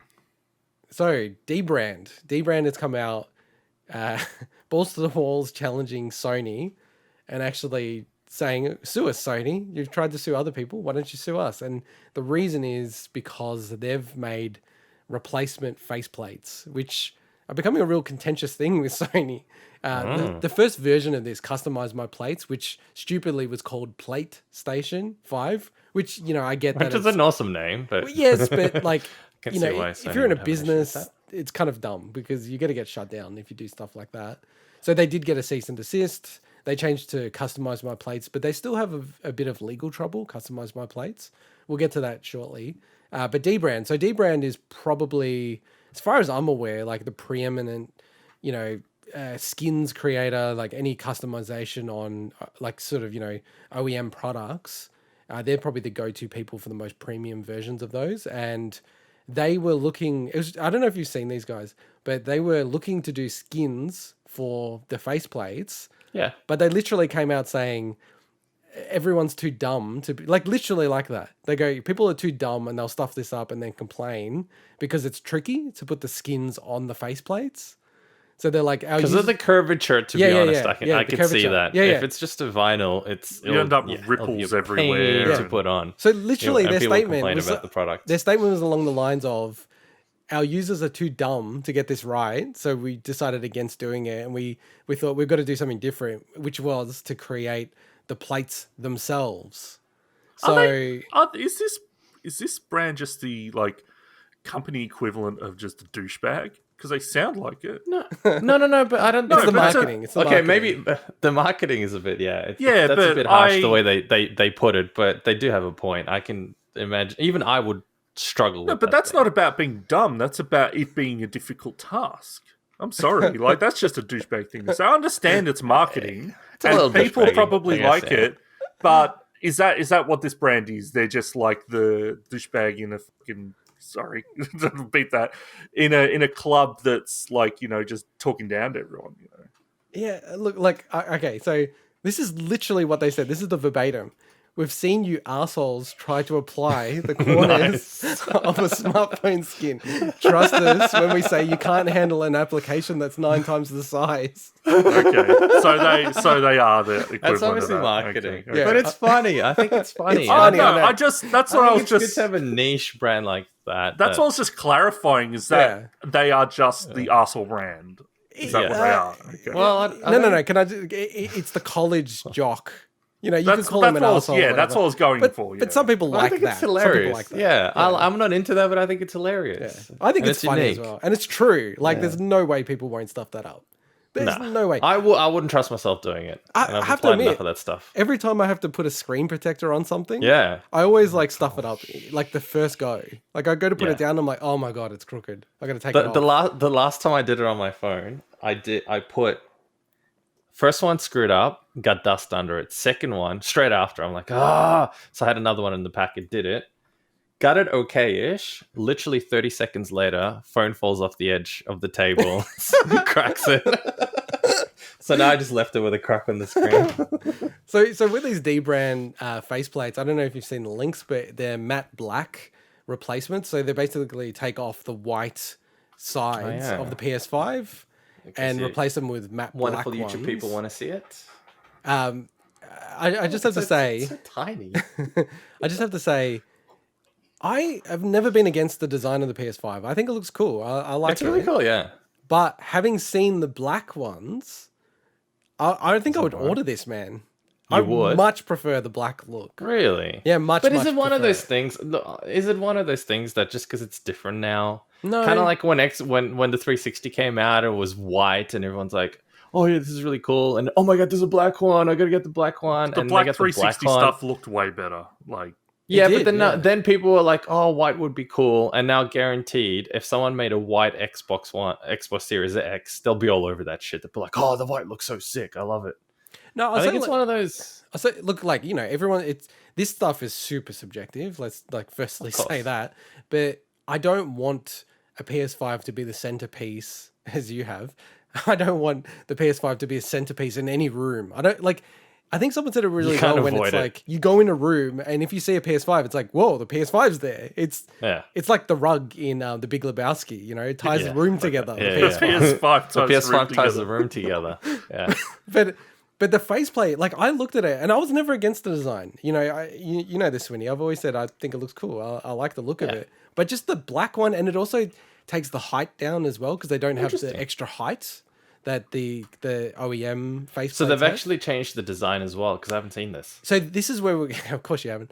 This is where we'll get to. So They know in his defense, this was added like past midnight But how last much night. smaller can they even make it?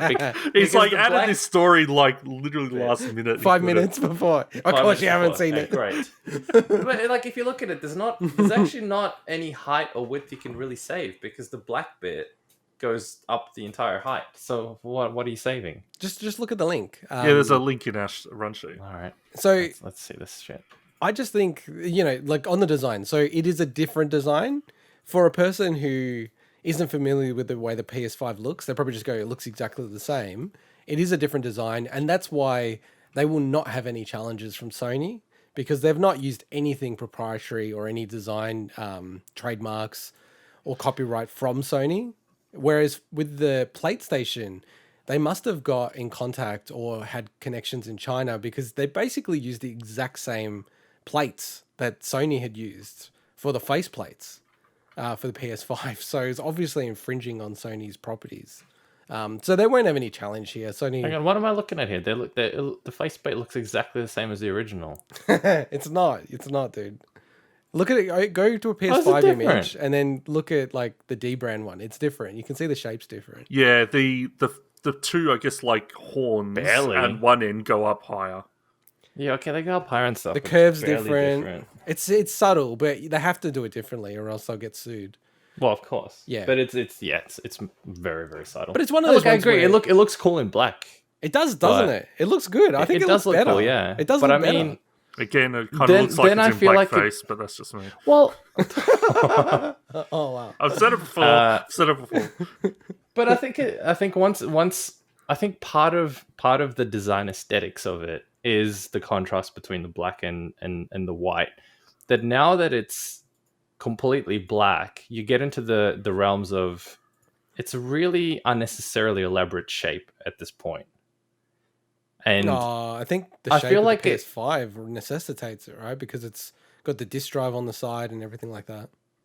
yeah, I guess, but I feel like, oh, look, I'm not necessarily saying it should have had more straight sides or be more angular or something, because again, I love the design as well. Mm. But once you get into the realm of it being 100% black and none of the pieces really stand out anymore, I don't know what the point of the aesthetic is. Mike just No, doesn't I'm like saying that it. now, Mike doesn't but- like it No, no, because no, he no, can, no. because he can't light I it do up like with his LED lights. Well, Yeah, that exactly. maybe that's why. That's doesn't right. reflect 'cause light. At the moment, I don't Yeah, know if you black. guys can see it's blue and pink. You can't see this, Winnie, but it's blue and pink at the moment behind me. I can visualize it. Now, in saying all that, I think I could see myself getting this faceplate and changing it. How Make much it would you look a bit pay for different. this? Because this is going to ship from like Not Canada a lot, or to be honest, US. because it's one of those things where I'm like, I'm not. It makes zero difference in my life having a black one, if you know what I mean. I don't care about that. if it anymore, was so 70 Australian dollars Nah. to arrive at your door, I wouldn't do it. okay. I think it would be more than that, likely. Oh, of course it'd be more than that. Like, honestly, even if it was $20, I wouldn't do it because I couldn't be bothered going through the process of changing it. It's not that If someone hard. gave it to me It's for not that free, hard yeah, to I'd do take it. off. But it's not that hard no, to it's take it off. not. It's not. Could And it's you- also missing that cool little PS logo on the side. Could you imagine people quite like like. 3D printing their own stuff and it just melting because it's not The like heat. the heat? That would be funny. It might, but I don't know. See, when I did the Lego PC, one of the most common questions when I posted it on Reddit was, "Oh, what about the melting point? Wouldn't this thing melt?" Yeah, etc. people did ask that a lot, didn't they? Yeah, which is a fair question to ask, to be honest. But I tested this. So I took Lego pieces and I've got a heat gun and I slowly increased the heat of it. And the pieces didn't really deform until I think it was like 130 degrees plus. Proper deformed. Now, ABS is supposed to kind of be resistant, I think, and keep its shape at about 105 or something, or 110 odd degrees Celsius. But the internals never, or the parts that actually touch any piece of the Lego never really get that high. Oh, Like the you'd hope CPU not. core itself might get up to 95, and then it starts throttling and shutting down. Yeah. So you never really get that level of heat to really deform the shape. Yeah, So not in I think it's the a same as this. consumer PC. Yeah, for sure. But even in the PlayStation, I don't think the actual parts that the plastic would touch, and I don't know what plastic they use for this, whether it's PTG, ABS, or what the hell they use for the. Don't know what any of those things are. I don't think any of them touch All I know is I think parts that are hot enough for that. I thought this we've spent so long talking about these bloody faceplates. Yeah, a little too long. Shall we move on? I don't look. Given that none of us are actually going to get one, so Yeah, no. I think this to me is like a perfect gift because it's not something I'd necessarily order. But if someone gave it to me, I'd be like, "Oh, this is really cool! Like, I actually really like this because I would want to change the aesthetic of the PS5." Yeah, assuming they know that you'd want to change the aesthetics, and assuming you wouldn't be cheap, like you are, and you actually have a PS5. Assuming you can get your hands on a bloody PS5 as well. They'll come into stock pretty shortly. Yeah, exactly. Even the scalping market, they're dropping in price, which is an indicator that stock's coming back a bit. So, all right. Well, and look, the reality is just a quick one in that one as well is I wouldn't be surprised if they'll release a black edition down the track anyway. So maybe in the next gen, like the Pro version of the PS5, but maybe. All right, let's get into my favorite segment of the week. The bargain bin. So this is the bargain bin for the week commencing the 3rd of January 2021. As always, we start with Epic Games. Epic Games has had a lot of sales. Currently, we have Jurassic World Evolution that's on sale. And then next week, it's already been announced that Crying Guns is going to be for free. So they've had 15 games that were for free over the Christmas break. I'm guessing that you guys have picked up 1 or 2 of them. I've picked up all 15 of them. Mike's picked up 0. Of course no, you because I don't... I'll talk about this later when we talk about New Year's resolutions. Yeah, we'll talk about it then. Yeah. And then Fantastical, you've got this in, Mike? Is this... Or Swinny? Yeah. It's Fanatical. Wait, yeah, Fantastical, what? Fanatical. I think I always say Fantastical in my head. Fantastical. So Fanatical have a sci-fi bundle for $3.15, I think it was, or $3 something from memory. And I only played one of the games in the list, and if anything, that game itself I think is worth it. Sorry, what platform? Like, it's PC, but what? This is on PC. This is still PC. But as in, it's direct via them? I don't know if you get Steam codes. Yeah, you it's from fanatical.com, but I don't know if you get Steam codes. I think from memory it's Steam codes. Yeah, that's one clarifying because I think that's important. So the one that I played was The Uncertain. I had that on Steam already, and it's a pretty cool adventure game where you play as a robot. And that in and of itself is worth the $3. So everything else is kind of a bonus in my opinion. And I think the whole bundle's worth like $120 or something, 100 something bucks. So it's worth it. Nice. And then switching to the Switch, the highlights for us. Again, lots of sales on Switch, PlayStation, Xbox, PC. So check the games that you're interested in. But some of our highlights. So Clubhouse Games, 51 worldwide games. First time that's ever been on sale. So it's $42. Good idea to pick that game up digitally. I really enjoy it. Wish they changed the way that pool worked in that game because it's really impossible to play, basically, to lose. Puyo Puyo Tetris 2, strangely enough, just came out and it's had its first sale already. So if you do want to have a standalone Tetris game, it's probably the best one on the platform now. So Puyo Puyo Tetris 2, which is 38 Australian dollars. Super Mario 3D All-Stars, that's on sale on Amazon in Australia for $49. I think that's just kind of like an instant buy at that point. That's pretty cheap. Tokyo Mirage Sessions. Oh wait, it's also... So is it just on Amazon, so it's not digital? Yeah, just Amazon. Okay, all right. Yeah. Tokyo Mirage Sessions Sharp FE Encore is $47, and finally Iconoclasts is $12 until the 10th of Jan. And Iconoclast, by the way, I've never played it. I've always wanted to. Check that game out, on Mike. Sale. Grab it. It's. I think if you look at that game, Mike, you'll be like, "Oh, that looks cool." It's cool. Yeah, we'll do. It's a Mike game, I think. It is awesome. Because I picked up Bastion and Transistor the other week. Yeah, I you think said we that. mentioned it. I think they're still on special. Highly recommend you guys grab them. I was playing Bastion the other day in my hammock, and it feels perfect on the Switch. What? This sounds so funny. Casually to say, I was playing Bastion in my hammock the other day. Anyway, it's like Matthew McConaughey or something. That's amazing. And then on Who PlayStation- mentions? Who just Got my adds, cigar. Like there was no relevance to that whatsoever, but I'm still glad you said it. On PlayStation, we had the PS Plus games announced for January. Greedfall, Shadow of the Tomb Raider, and Maneater. And Maneater. Xbox, amazingly, we don't have anything this week. We normally always I know. have. So I'm There's gonna nothing much. great.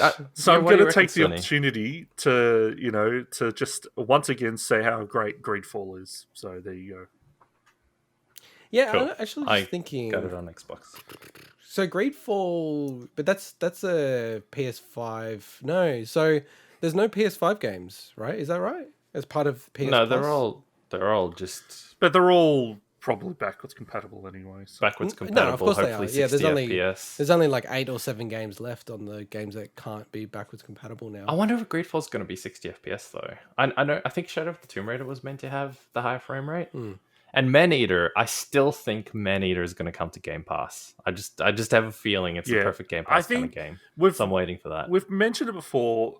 A lot of these games are kind of going to be interchangeable. So I think that, if one comes out on PS Plus or Game Pass, you can kind of expect it's going to probably follow certainly other platforms sooner than later. Yeah, that's So, true. Just like Greedfall. Yeah. And just quickly, I was reading a lot of the interviews from Morai, the people that did make Monster Sanctuary, just on their Game Pass. And I think they revealed things that they weren't really meant to, just on Game Pass. So he confirmed that Monster Sanctuary is going to be available for 1 year on Game Pass. Ooh. And because normally they don't really announce that, right, Svinny? No, don't think No, they say anything like that. Yeah, I don't think he was meant to say that. This is on this Reddit AMA. It was really like a lot of information. And then they asked how much it was, like that they paid them. And he said something along the lines of, it was basically an offer that we couldn't refuse. Oh. I was like, But hang on, interesting. interesting. Like in what way? As in like, Well, that you was think the it was an offer we lucrative. couldn't refuse as in good money, or Yeah, an good offer money, we couldn't yeah, refuse yeah. really good Yeah, publicity good money. kind of thing? Good money. Well, I'd love to especially see how- especially if it's because they've said before. I think Phil Spencer himself has said that there's times arrangements are different. So Yeah. if it's a lump sum, just imagine getting a lump sum, a guaranteed amount that then allows you to continue working on the next game and not having think to it's worry about perfect for is that, it yeah. going to blow up or not. Exactly. Yeah, and I think a lot of it's an awesome devs platform. aren't like business people. Like, you know, if you're going to get into game development, you're almost not a business person because it's just not that lucrative if you look at the amount of games that are out there versus how many blow up and actually become profitable. So I guess, yeah, you're right, Sweeney. Like if you get an amount of money and then you're like, well, hey, I can make my next game because of this. It might not be like changing life money, but it might be living life money for a period of time. So To create the next game, or keep pumping out updates and stuff. Yeah. What I find interesting is that it's a platform that can be used by a lot of different people differently. So I think for a smaller developer, it's a good way. Like you said, you get a bit of money, you get some certainty over the next 12 months. You can focus on fixing your game, building new features, working on another game. And then you've got people like Rockstar using the platform to effectively just get people hooked on a particular game. Like what they did with microtransactions I think, and stuff. like with GTA, or what they did with Red Dead Redemption, where it was there for such a short period of time that it felt like it was literally just a way to advertise the game, get people hooked onto it, especially the online component, and then they took it off super quick. Like I don't even remember how long it was, but it just felt like a few months. That's it. So I like how this is a theme that you keep on going back to. All right, well, we are running long, so I'm going to get into the next segment. Override 2, just probably my quick impressions. So I'm going to do a review on Vooks, so a written review. I don't think we'll come back to this game. So, I played a lot of it. I just don't want to call this a review yet because I haven't finalized my thoughts on it. I think like off the bat, it's a mech fighting game, like an arena fighting game. So sorry, when you say arena, like Power Stone Virtual On? Yeah. Or- Yeah. Okay. Yeah, less technical, obviously. But yeah, like Power Stone was always the first thing that I thought of. Okay. Right. And I mean, that's probably an old reference to people nowadays. What's that Dragon Ball game? There's a Dragon Ball arena fighter game. I can't remember the name of it. Oh, there's so many Dragon Ball games. Yeah, no, it's not fighters. It's I can't remember the name of the arena Xenoverse, or I fighter. don't know, there's so many of them. Yeah, something like that. Now, yeah, like I said at the head of the show, I do find this really difficult to review just because arena fighters, I'm not necessarily the biggest fan of. I don't mind them, but I must admit, playing all the way through this game, I just found myself wanting to play ARMS more. So Arms is also a bit of an arena fighter, less dynamic in terms of its movement. Like you are pretty much locked in to the other opponent. But in this game, it allows you to actually like basically detach your view and just move around freely in the arena. Look, I think the difficult thing about the game to me is, it is an indie game, but the level of polish that you need to have on these type of games is so high, and it's just so difficult to put the time and energy to. It feels that there's so many mechs in the game that they probably spent more time on the design, the feel, because you can upgrade the mech, do all this stuff with the mech. And there's a very small team that made this game, that I think the balancing of the game suffers. Because for me, like, I'm not very good at fighting games. Like, I'm probably average or maybe a little bit above average. But, I found it very easy to start to cheese this game, where I'll just pick a mech and basically, like, the neutral of this game, like, when you're not engaged in combat and then getting in on an opponent, it's like you just allow them to come to you, and then your attacks, the range of them are so large that when the opponent's coming in, they can't really initiate an attack. So there's kind of nothing that they can do. And I'm starting to like win matches where I don't even get damage. So is it the old Mortal Kombat one trick of just wait for the computer to walk to you and you uppercut them? Yeah, well, like, no, honestly, like, I'm kind of like at that stage already, and I've put hours and hours into this game, and there's free for alls where it's like 4 fighters and everyone's against each other. I'm just like bashing the hell out of everyone, like all the AI. Now the game does have online component. For whatever reason, I don't like playing random people in fighting games because you lose and they're not as easy as the AI. No, not really, not really. I don't. I just you can't use the strategy of just waiting there. No, I don't know. There's something about it I just don't enjoy as much. But I will try that out to do a comprehensive review of it. But yeah, look, not loving this game. There are a lot of cool things in it. It's got a really cool design. It does struggle, and it's got Ultraman. Come on. Yeah. Well, Ultraman's a DLC, and I was kind of annoyed with that as well. Because if Ultraman was like in the base game, then I'd probably give it a half a point more, just because that's pretty sick. You can pick Ultraman. But I understand from a marketing point of view they can't do it. But then again, this game is like a $60 Australian game, like a full price game in Australia. And wait, am I right about that? I should correct myself. 60 is not full price technically. It's probably is on Switch, no doubt. The lower. I just remember looking at it and going, oh, like it feels a bit unfair how this is priced if you want to get Ultraman. I can't. Well, that's the same with any DLC, isn't it? Like, if you look at most of the games, you can buy the base game for relative peanuts. Like Forza's a good example. You buy the base game, you get 400 or 500 cars or whatever it is for $60, and then just to get 2-3 other cars it costs you $15. The maths doesn't add up. Yeah. Okay, I stand corrected. It's like, so from a US perspective where full games are $60, to get the Ultraman version of this game it's $40, which US. Yeah, US. Okay. US. So it's the same as here being 100 for a regular game and 60 probably costs like 70 something bucks. Well, it's all changing here now as well, right? Because it's weird. Well, yeah, because of the new gen and stuff. I but know. it's still weird. I guess the problem is because it was Christmas time, you can't even really judge it properly because so many of the latest games, like Valhalla, was what 59, 49 kind of bucks for PS5. They were cheaper than even the previous generation, so it's really hard to compare until the new year, I think. Yeah. So look, like I said, not huge fan of this game. I don't think it's a bad game. I just think it's kind of an okay game. Yeah, it's $50 Australian this game, and then the DLC. So it's probably priced well. 15, then. So it's like $65. Wait, $15 for DLC? Yeah, Ultraman. Well, how is that a surprise? Most games have DLCs that are at least $15. No, but I'm just thinking like I don't know everything that's in this DLC pack. Obviously, there could be more than that's just the season the pass. That's the season pass. The character by itself is $4. Okay, that's fine. Yeah, so that's fine. pretty cheap. That's what I was actually, kind of expecting. Yeah. $4 is cheap. The game seems reasonably priced, to be honest. 55 Australian dollars for this game, I think it's overpriced for me personally. You reckon? Yeah, because this game is really bare bones. This game is, and to be fair, actually, Arms. So that's the Nintendo Arena Fighter. It's the second Nintendo fighting game that was ever made. Arms is very bare bones. Like, it's just as bare bones as this game, to be fair. But maybe I'm spoiled. Like Mortal Kombat 11, huge story to that. Smash Brothers, you got all the World of Light story. This game really is like fighting and then just a bit of fluff around the fighting. And yeah, it doesn't feel to me like a $55 game. Now, like if you're into these type of games, so this is a sequel, obviously. So if you like Override, I'm sure this game is great. Like it's a game that would make sense for you to get if you enjoyed Override. If you like Mech, it's probably decent. It does run not so great on the Switch though, from what I've seen compared to the PC and PS4 versions. It runs on Unreal Engine.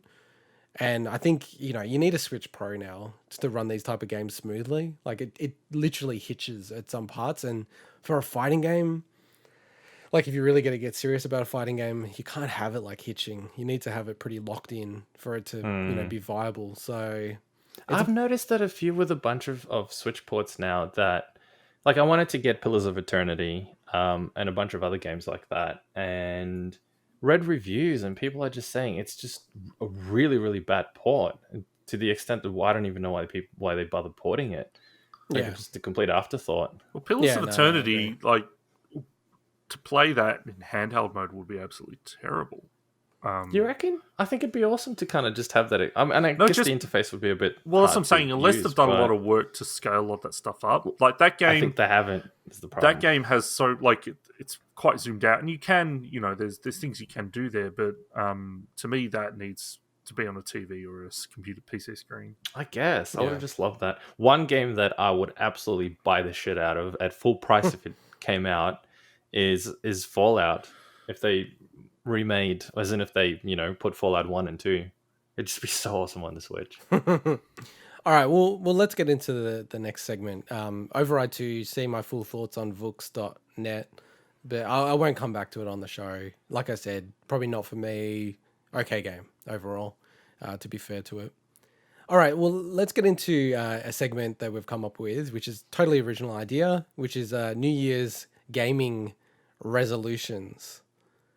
Does anyone want to start here, or like how do you want to slice and dice this? Swinny, you want to go first? All right. So, are we going to do all of ours in one go, or are we going to rotate around? Let's go one at a time. Yeah, let's go one at a time. I will say that we do have a very fixed run through in the next segment as well, which is our anticipated games, and it will be Swinny, Mike, and then myself. Okay. In terms of the run sheet. So do you want to just do the same thing now? Or? Yeah, sounds good. Let's get into the flow. So I've got 3 gaming resolutions. And just to, I guess, put a bit of context, I generally do this each year anyway from what are my goals from a achievement standpoint, because that drives a lot of what I like to do in gaming wise. It's like a meta game in a way for me. And so usually I will kind of set myself a goal of reaching this, and this year is no different. Last year, I had a goal that I didn't achieve, and I actually want to carry that over. I actually want, as my first gamer resolution, I plan on having 100% completion in the entire Assassin's Creed series by the end of the year. So to give some context where that's at, there are 24 games that have achievements. I have completed 20 of them, right? So this is why this is the first one. This is definitely I'd consider this the lower, like the easiest one to achieve, but it is a resolution. I thought you actually had done this, to be fair. No, so there's only one point in time where I think I'd caught up 100%, but even then I think there was one game that I didn't, and that game is on this list. So the 4 games that I still need to complete are Assassin's Creed Pirates on the Windows 10 version that I have to get around a glitch that I've got. Assassin's Creed 3 Remastered, Assassin's Creed Rogue Remastered, and Assassin's Creed Valhalla, as I've mentioned, and any of the DLC they release. Now, what I will say, if they release a DLC in late November, then that might be a bit tough, but because at that time I'll be focusing on one of my other ones, which I'll get to. But if they turn around and drop, there's been some rumors of a smaller scale Assassin's Creed kind of spin-off this year. If they drop something at Christmas time or holiday time, then it might be a bit tough, but we'll see. But generally, yeah, I want to have 100% completion in the entire Assassin's Creed series by the end of the year. That's my first one. Nice. All right, Mike. So my 3 gaming resolutions. Would you want to just do one? Go. For 2021? Well, I'll just do the first one then. 1080p. The other 2 were obviously going to be 1440p or 4K. I've actually written 1080p. You did write 1080p. Good. You knew the joke was coming. You idiot. Okay, so okay. All jokes aside, I think the number one resolution is buying less games just because they're cheap or free in the case of Epic. So, we spoke about it before. I didn't bother getting any of the Epic games. I think I bought Disco Elysium because of the $15 discount, but I didn't actually get any of the free stuff. Okay. And that's because I find that I don't necessarily think I suffer from anxiety, but I don't like the idea of just having this massive backlog. It's always in the back of your mind. It was like, oh, I need to play this, I need to play that. I went through that with the 360 era. And even with Xbox One, where I just collected all these games that a lot of them ended up still being in shrink wrap. Yeah. And every time you look at them, you're like, oh shit, I should, go back and play this one. I should pick this one up. Or I never finished this one. And it becomes a chore. It almost becomes like a job trying to get these things done. And it just creates anxiety. So I feel like for the next year, I'm only going to get something if I actually want to play it and I've got time to play it, not just because it's cheap. And I think the other element to this is that you think, $10 for a game on special isn't so much, but then 10 of those games is $100, which is more than a full priced game that you would have probably actually played. So I also think it's a bit of a waste of money in the grand scheme of things. Like, I wasted so much money on cheap games that altogether would have added up to, thousands of dollars probably. No, that's and I never touched them. I like that one. I like that that's one. my number one. I think that would be a general theme just with these kind of lists. Everyone's always got this crazy backlog. I've gone like insane for mine, so I'll just sort of couch that. And I always like to go hard on these resolutions and then burn out or succeed. So a few years ago, I gave up alcohol, and then I think like 6 years ago, I gave up soft drink. So I haven't had soft drink for like 6 years. So these ones are crazy. So I think the way to look at these ones that I do, it's like maybe one of them I'll keep for the whole year, but then at least it'll be good. So my first one is to play Ring Fit every day, and That's a good one. I'll couch the whole everyday thing. So because I'm a bit of a night owl, and sometimes I only sleep like a couple of hours or like 4 hours or something like that. So I classify this as like playing it. Like my day is between waking up and going to sleep. That's a day, right? So there might be occasions where a calendar day I haven't played it, but it's, my waking day. Does that make sense to you guys? Yeah. So I've started this from the 1st of Jan. So I'm 2 days into this and my legs are like going nuts, burning. I have actually played this game. It's good? Yeah, I really like it. I really rate it. I used to go to the gym a lot and all that kind of stuff in the old days, but this, given all the COVID stuff and all this other crazy stuff in this world, it's kind of like, you can always do this and it's just there, right? It's a lot of options. So are you going to give yourself leeway if, let's say, you travel interstate and you don't have your Switch and I'm stuff? I'm going to bring it. He's going to take it with him. Yeah. Really? It's portable enough. I go really hard on these things. So I have actually done that with Ring Fit. I took it to Melbourne when I had it back, like, 6 months or 9 months ago or whatever it was. So yeah, that's mine. Swinny, what's your second? Nice.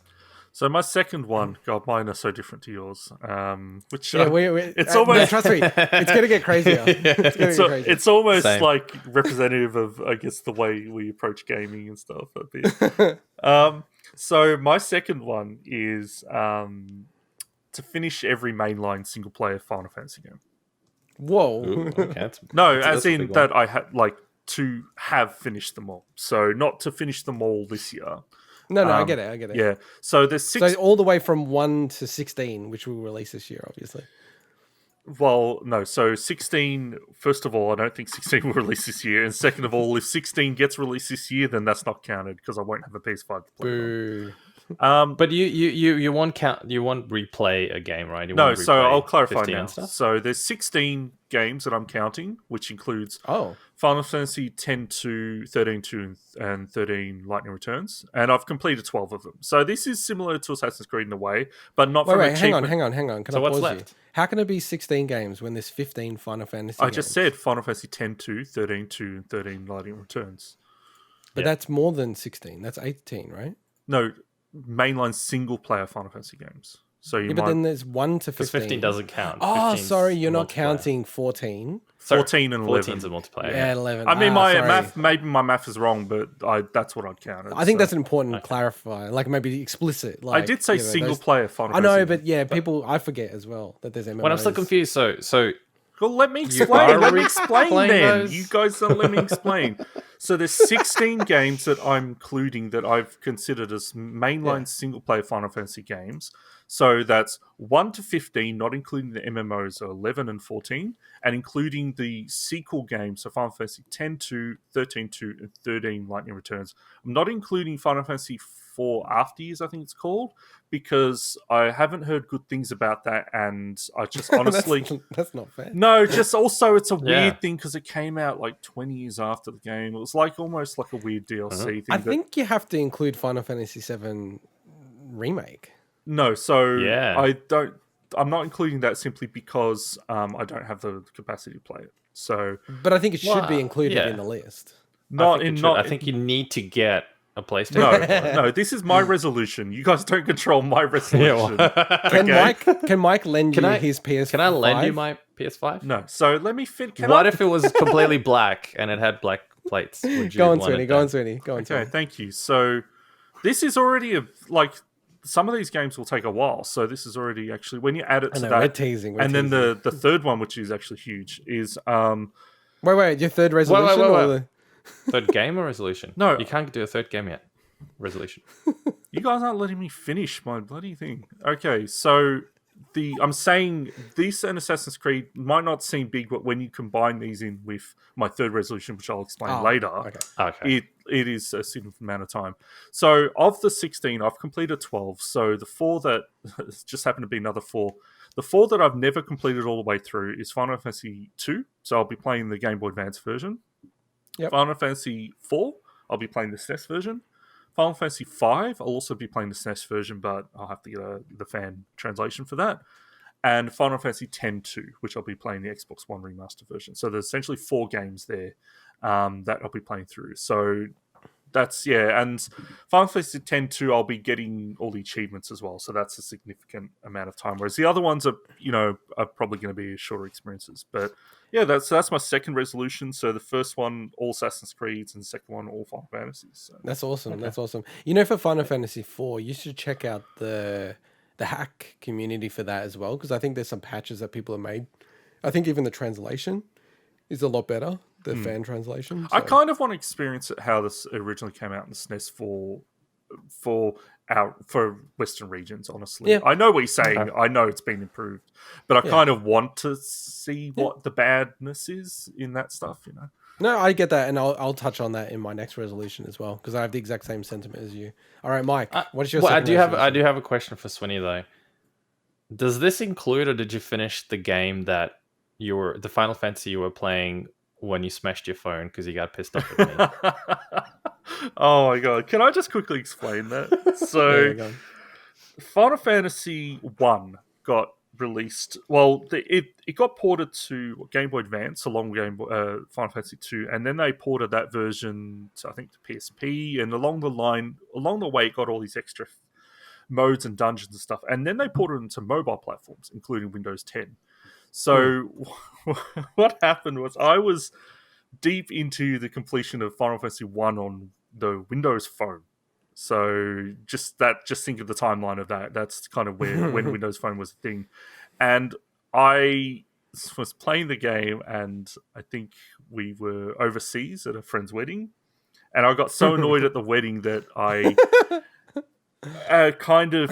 Because me and your wife... My wife. Yeah, me and your wife are up to shenanigans. Not those kind of shenanigans. We're up to shenanigans at the table. And I was as well, but I was more instigating it all.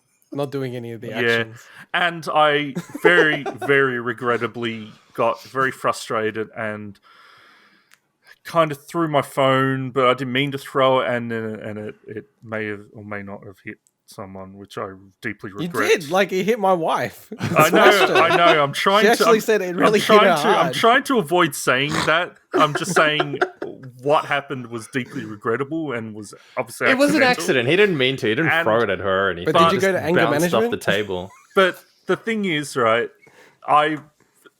It obviously doesn't compare, but I was punished by the fact that I lost all my progress to that completion. I had to buy a new phone, a new Windows phone at the time when you Which is another punishment anyway. when you probably I like Windows Phone, but it was time when you probably shouldn't have bought a new Windows Phone. But I really, and so I ended You up, got doubly punished.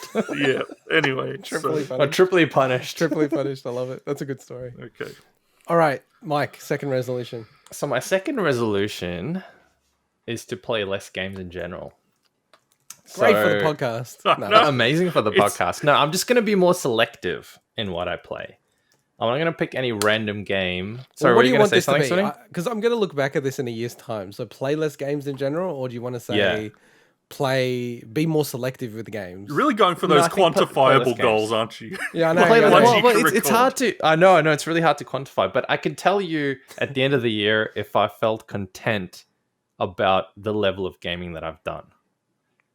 So Jesus. I know it's hard to, but I will be objective about my own feelings if that makes I think sense. you- I'm gonna I say will be play less subjectively games. objective about my I feelings. think you're sandbagging us.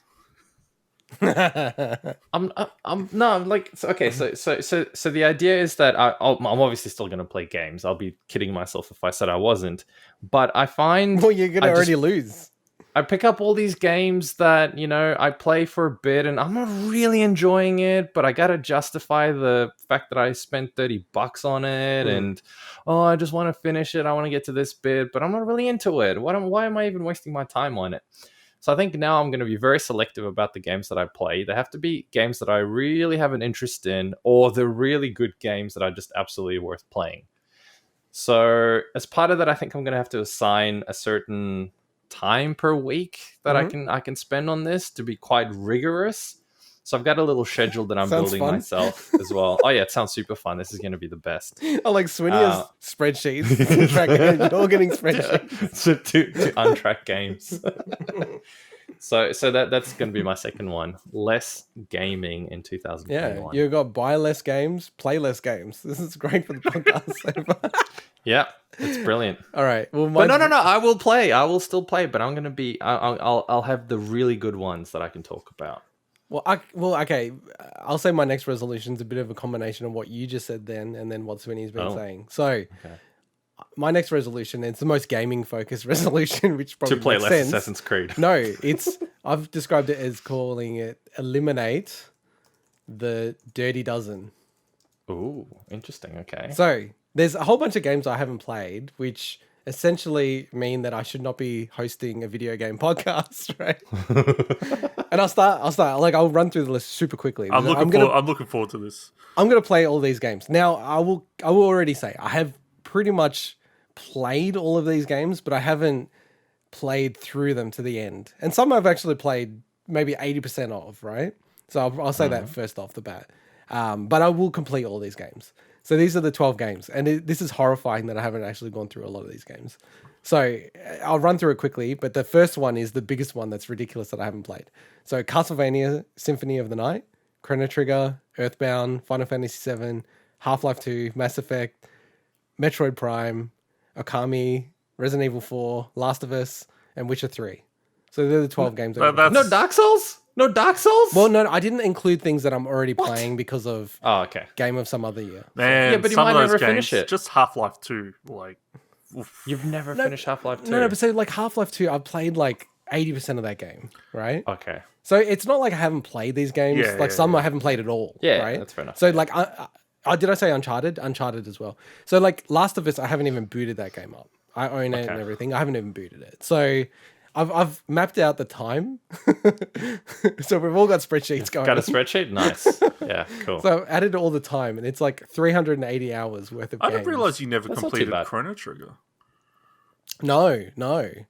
No. Okay. So like again, like I've gone through like games that I've always wanted to play, and then also just like what are regarded as some of the best games of all time, and then games that are I just want to target. Symphony of the Night is the worst because I've played so many Metroidvanias, and I've had this really weird thing of I want to play it on like an original PlayStation, but I've just bitten the bullet and I'm going to play the 360 version, which I own weirdly enough, It's and a that good was version. It's a good version. well, that one is the PlayStation version. They've just like ported it. So it's got the bad translations and all like the Nice. cringy stuff that I want to play. So similar to what you were saying, Swinny. I wonder if you'll have the same takeaway from that game that I do. I love Symphony of the Night, but it is so ridiculously easy. That it's, okay, yeah, interesting. like, and that's a lot of people think that. It's not me being, oh man, I'm so good. It's just it's an easy game, Mature. but it's fun. It's fun to play. Super anyway. Metroid hard. I don't find Super Metroid hard. So. We'll see when you eventually get to play it. Be interested to get your take on it. Yeah. But it doesn't take away from how good it is. It's just like it surprised me when I did it because Castlevania games generally aren't super easy. So Oh really? I'd never find them that hard. Like the GBA games and stuff. well, anyway. Well, Okay. This one's easier than this. But hang on. Can we just go back to Dark Souls for 1 second? Yeah. You always want to go back to Dark Souls. Because he's like, yeah, I'll play it. Then he I am plays it playing for it. like an hour and then he stops playing it again. I Are you committed, going to finish it this year? 100%. Are you committed to finishing that game this year? I'm committing to finishing it in the quarter. I have to finish it this quarter because I need This to quarter. Hence why it's out of the list of the 12. It's a bonus one. It's a 13th. Because the challenge I have is we need to do the whole game of some other year, and then we need to do the next game of some other year. So I would prefer if that was in the calendar year. Like it's my fault that it's not. So Yep. All right, Swinny, your final resolution. Okay, this one is. Let me explain this before you guys start going into it because I think the context really matters about this one. Okay. All right, we'll give you the floor. Okay. We'll give you the floor. Okay. So this is something I've done. Didn't do it last year, but I've done in previous years. But it makes sense to really, I guess, formalize as part of our gaming resolutions. So as I've mentioned before, I focus on RPG games on Xbox platforms for achievements, and my number one gaming resolution is to reach 250 RPG completions on Xbox platforms. So that doesn't mean I'm completing 250 this year because that is probably literally impossible. I am at 219, which means basically I have to complete 31 RPGs this year to reach that That's total. still a lot. Now, to put that in perspective with how I've gone in previous years, so my best previous years were I completed 35 RPGs in 2019 Whoa. and 34 in 2018. But last year I only completed I completed 24 games. I have to check if they're up all RPGs, but likely probably 22 of them are at a minimum. Okay. So while it's not going to be, I'm not planning on being my best year. Part of that is as well is that I have very few easy wins left. A lot of the easier RPGs I've already completed, but there's some important considerations here. So there are a few that what happens is when a game gets DLC achievements added in, it gets removed from my completed list. So that will include, so some examples are Outer Worlds. So there's 2 versions of Outer Worlds that got the DLCs, and there's more DLC coming this year. That essentially will be part of it, even though I have actually already completed the main game. So, so it counts as a new game, because it gets incomplete. So so then it gets. But it still keeps the original completion tracked. It's not like it doesn't go from 219 and all of a sudden you have 218. Yeah, no, it drops because the game. Yeah, no, it goes to 218. It drops down. Oh, whoa, shit! Yeah. So does like it? you gotta, Oh my God. So you effectively have to play more than those 32. You got to play like 35. No, that's the number games. I'm at the moment. So that's including the ones that may have dropped down. There's not many of them. Okay. So that's what I'm saying. It includes a few that are going to be easy wins in that regard, but also it will include whatever Chemco games come out. So these are still like 15 to 20 hour completions. So they're not like 1 hour or anything, but from an RPG like a week's standpoint, worth. 15 to 20 hours is pretty quick completion. So So it's one one game every week and a half, give or take. What's the maths there? About that, right? Every week and a half. Well, yeah, whatever, 31 falls into. But No, it's once a fortnight, really. yeah. Because you need to do about 20 games, right, 20? No, I need No. 31 games. 31 games. Yeah, that's what I mean. So, Oh, that's a lot. yeah. Wait. So you did 22 last year. About 24, but I think probably 22 of them are RPGs. Just like if I had to. He's going to quit his job halfway through the year. I know, this is going to be hard to do. That's actually going to be really but hard I've for done me. 35 and 34 in previous years. So, But then you got to factor in the podcast. Well, playing that's the Smash, thing is- having a full-time playing job. Smash. So Smash. that's why I'm saying when you look at those first two, completing Assassin's Creed, with the exception of Valhalla, none of those are going to count. And the Final Fantasy games, with the exception of the one on Xbox, aren't going to count. So that's the reason why those ones may seem like they're easier to achieve, because that last one is a huge thing to tackle. So that's my gaming resolutions for 2021. They're all purely gaming achievement focused, Yep. as in completions. Proper actual. What a surprise! And they're all number measurable, one. targeted. They are, you know. yes. Tracked. and Whereas spreadsheets. Mike's, I just Hey. So what's your No, last but- one, Mike? Play. Okay, Be less. so my be last less one of a is- person. Okay, my last one. You ready? Yeah. You buckled up? Yeah. I'm strapped in. My gaming resolution for 2021 is to make a game. Oh No, no! wait, I played enough of them that I think it would be actually kind of cool to just work on one. Okay, No, I don't okay. have any projects in flight, by the way. I don't have Okay. anything that Go- I've started or anything like that. My I just tab on D4, and don't go to Yeah. it because I've got my games, anticipated games. I'm just going to jump straight into mine. My third resolution: publish a game in 2021. Oh, there you go. How Maybe weird is that? You guys see this? This is unfair because you I guys wonder if we could should collaborate on Yeah, I was one. gonna say you guys could potentially collaborate. That's cheating. That is so funny. That is insane. That's cool. That is so weird how you did it as the last one as well. I know. Well, I figured it's probably the coolest thing, so I saved it for last. Guess what? My secret fourth resolution is All right, go on. So what are you thinking? Well, I don't have a particular game in mind, but I mean, this changes things. The fact that you are thinking of doing it as well makes me think that maybe it's worth collaborating on something. And I also think that, Swinny, I know you've got a lot on your plate, but, this isn't just an exclusive Integot mic club. So you can I'll let you guys have that. But if I can't, if that's He's not got the like case, 35 then- RPGs to finish. He doesn't have the time. Exactly. So if that's not achievable, then it's probably going to have to either be an adventure game that I think would be easier to pull off, and I can actually do some artwork and stuff for it as well, or like a more of a basic kind of something made in Game Maker. I have to be realistic as well because I do have a bunch of things planned for 2021, so it can't be something that's going to take all my spare time.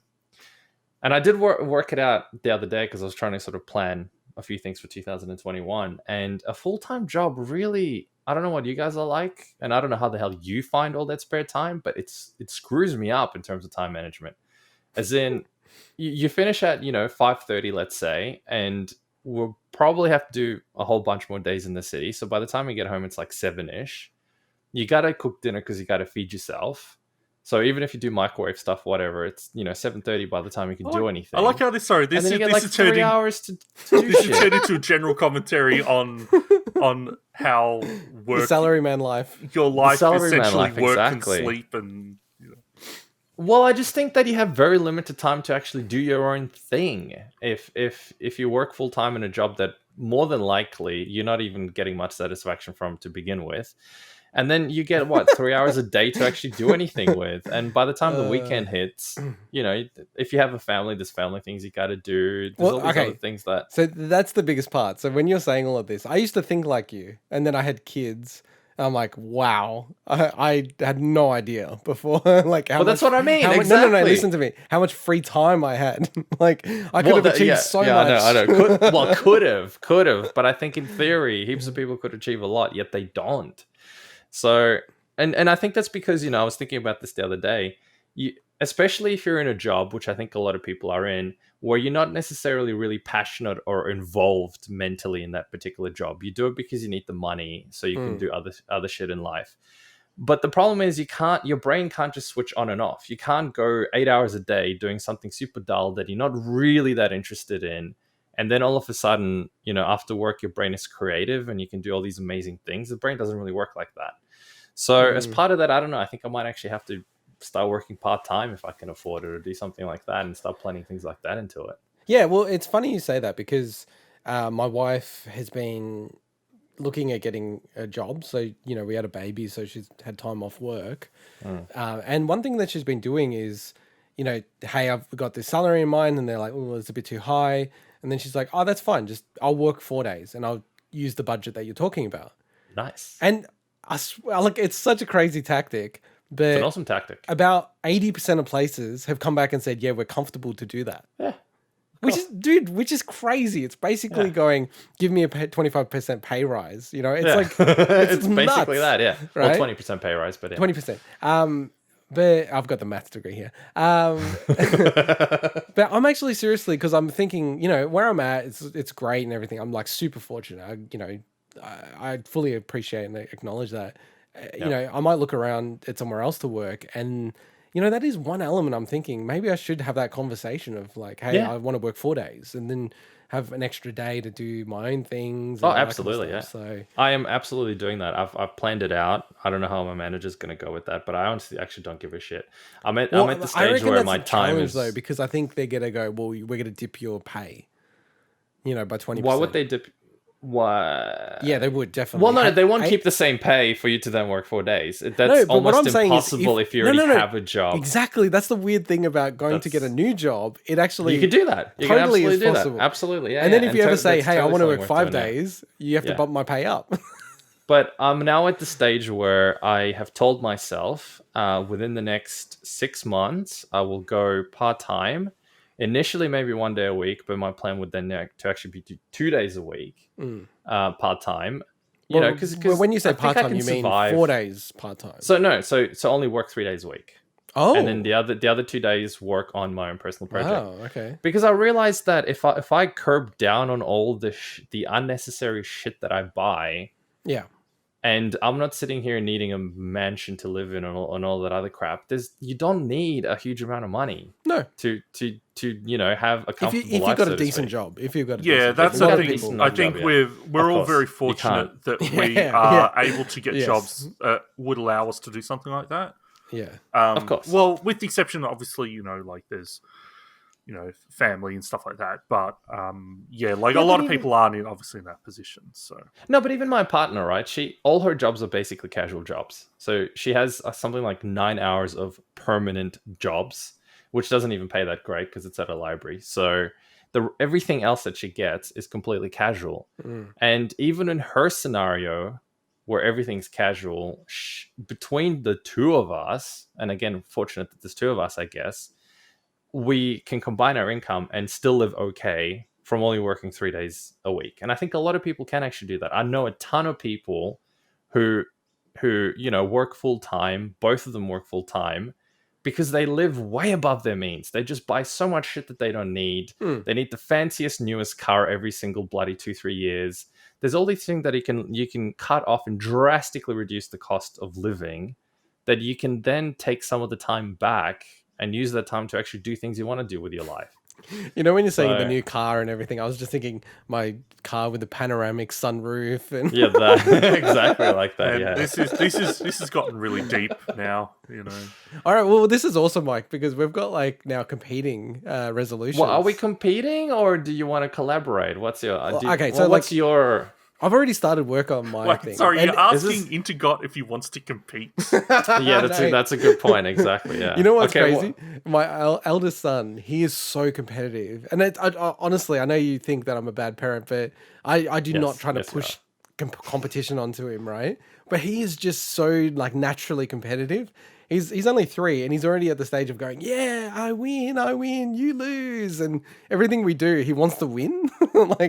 It's just an innate thing, I think, with some people. But so I have already started work on mine.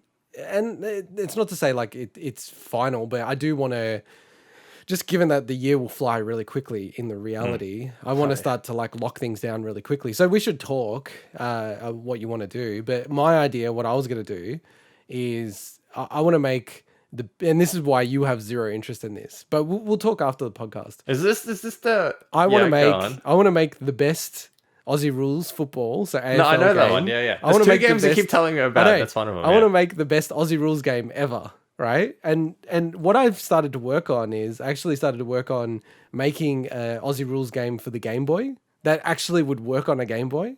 Huh. And that given that I've got the analog pocket coming this year, I want to make it so that I could actually build like a Game Boy cartridge of my game and then play it on the actual Game Boy itself. That would be sick. Yeah. So like two things. I wanted to ask your feedback. So I could either go down that route, which means I can get the game working really easily on Windows and release it even on Steam on Windows. There's a way that I can hack it and make it work, right? It would make it really impossible pretty much. Not impossible, but I just feel like it'd be a mountain of work to get it working on like Xbox, Switch, all that kind of stuff. Or I could go the other route, which is make it on something like Game Maker, but it would be available on everything. But I would not be able to make a Game Boy version of it. Well, I would probably say the former, yeah. Do it on multiple platforms through Game Maker. That's what I'd be doing. What did you think, Sweeney? I think make it so it's available for as many people that want to play it as possible. See, it's not so much about the potential money or anything like that. I just think it's something that people would love to enjoy. And how many other people are going to get Also, the skills and experience you'd get from that would then mean that if you want to do anything like that in the future, you've already been through that process. Yeah. You gotta take the passion out. Well, sorry, you gotta maintain the passion, but you gotta take that kind of passion out of it just because you want a little thing that you can look at the end of the year.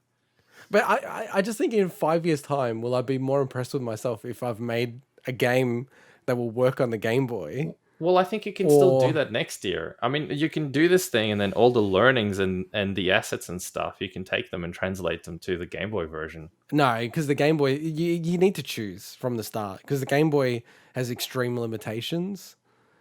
I don't know. I gotta think about it. But what were you thinking? Spend the next 6 times thinking about it. No. I've already started work on both prototypes. Why not do both?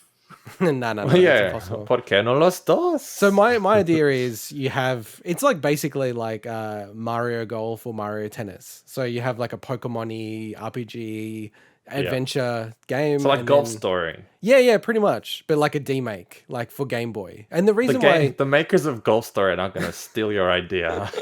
No, they're already making Sports Story. So the reason why I was thinking Game Boy is just there is something beneficial for me about just going, okay, I've only got like 4 colors to play with. It's extremely limited because reality, like with the podcast, all the stuff that we do, the kids especially, work, I will have like, what is it? Like maybe at most 300 hours to make this game this year. So that's not much time. So I need to be able to get moving quickly, right? That's why Game Maker, I've used it a lot in the past. I've already got a working prototype of being able to play like an AFL game, kick the ball around, do all that stuff. And then with Game Boy, there's a really cool software, Game Boy Studio, that also like I've gone through the code and there's ways that I can, make specific AFL stuff for it. I don't know. I'm still leaning on the Game Boy thing, but we should chat about like what you want to do and what that looks like. And then, if there's something that we could do together, if we both are super excited about it, we could do that. Like that makes way more sense. Like way more sense, right? Yeah. But yeah, like let's chat and see what you want to do. And then cool. Sounds good. It's going to be fun. It's either going to be competitive or collaborative. And I think either is going to be good. So. There's no in between. Well, that's our resolutions. I think that actually worked out a lot better than I expected, to be honest. Yeah. I think it was lots sort of like different than I thought it was going to be.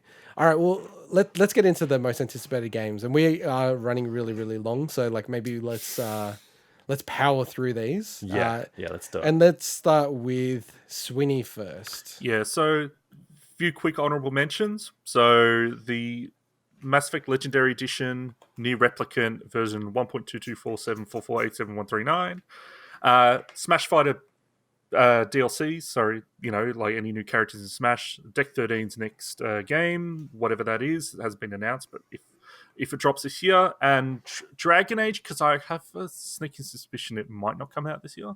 So they're my honorable mentions. But my number 5 is Outriders, which is probably unexpected. So the reason why I'm this is a tentative, I'm tentatively excited for this because, and mainly because when I look at Outriders, it reminds me a lot of Remnant from the Ashes, which Mike and I played, and I really love Remnant really from the good. Ashes. Yeah, love that game. There's also part of Outriders that looks a bit more like the Division and Destiny style. And not saying those games are so different, it's just more like, I hope it goes more on the side of the way Remnant plays.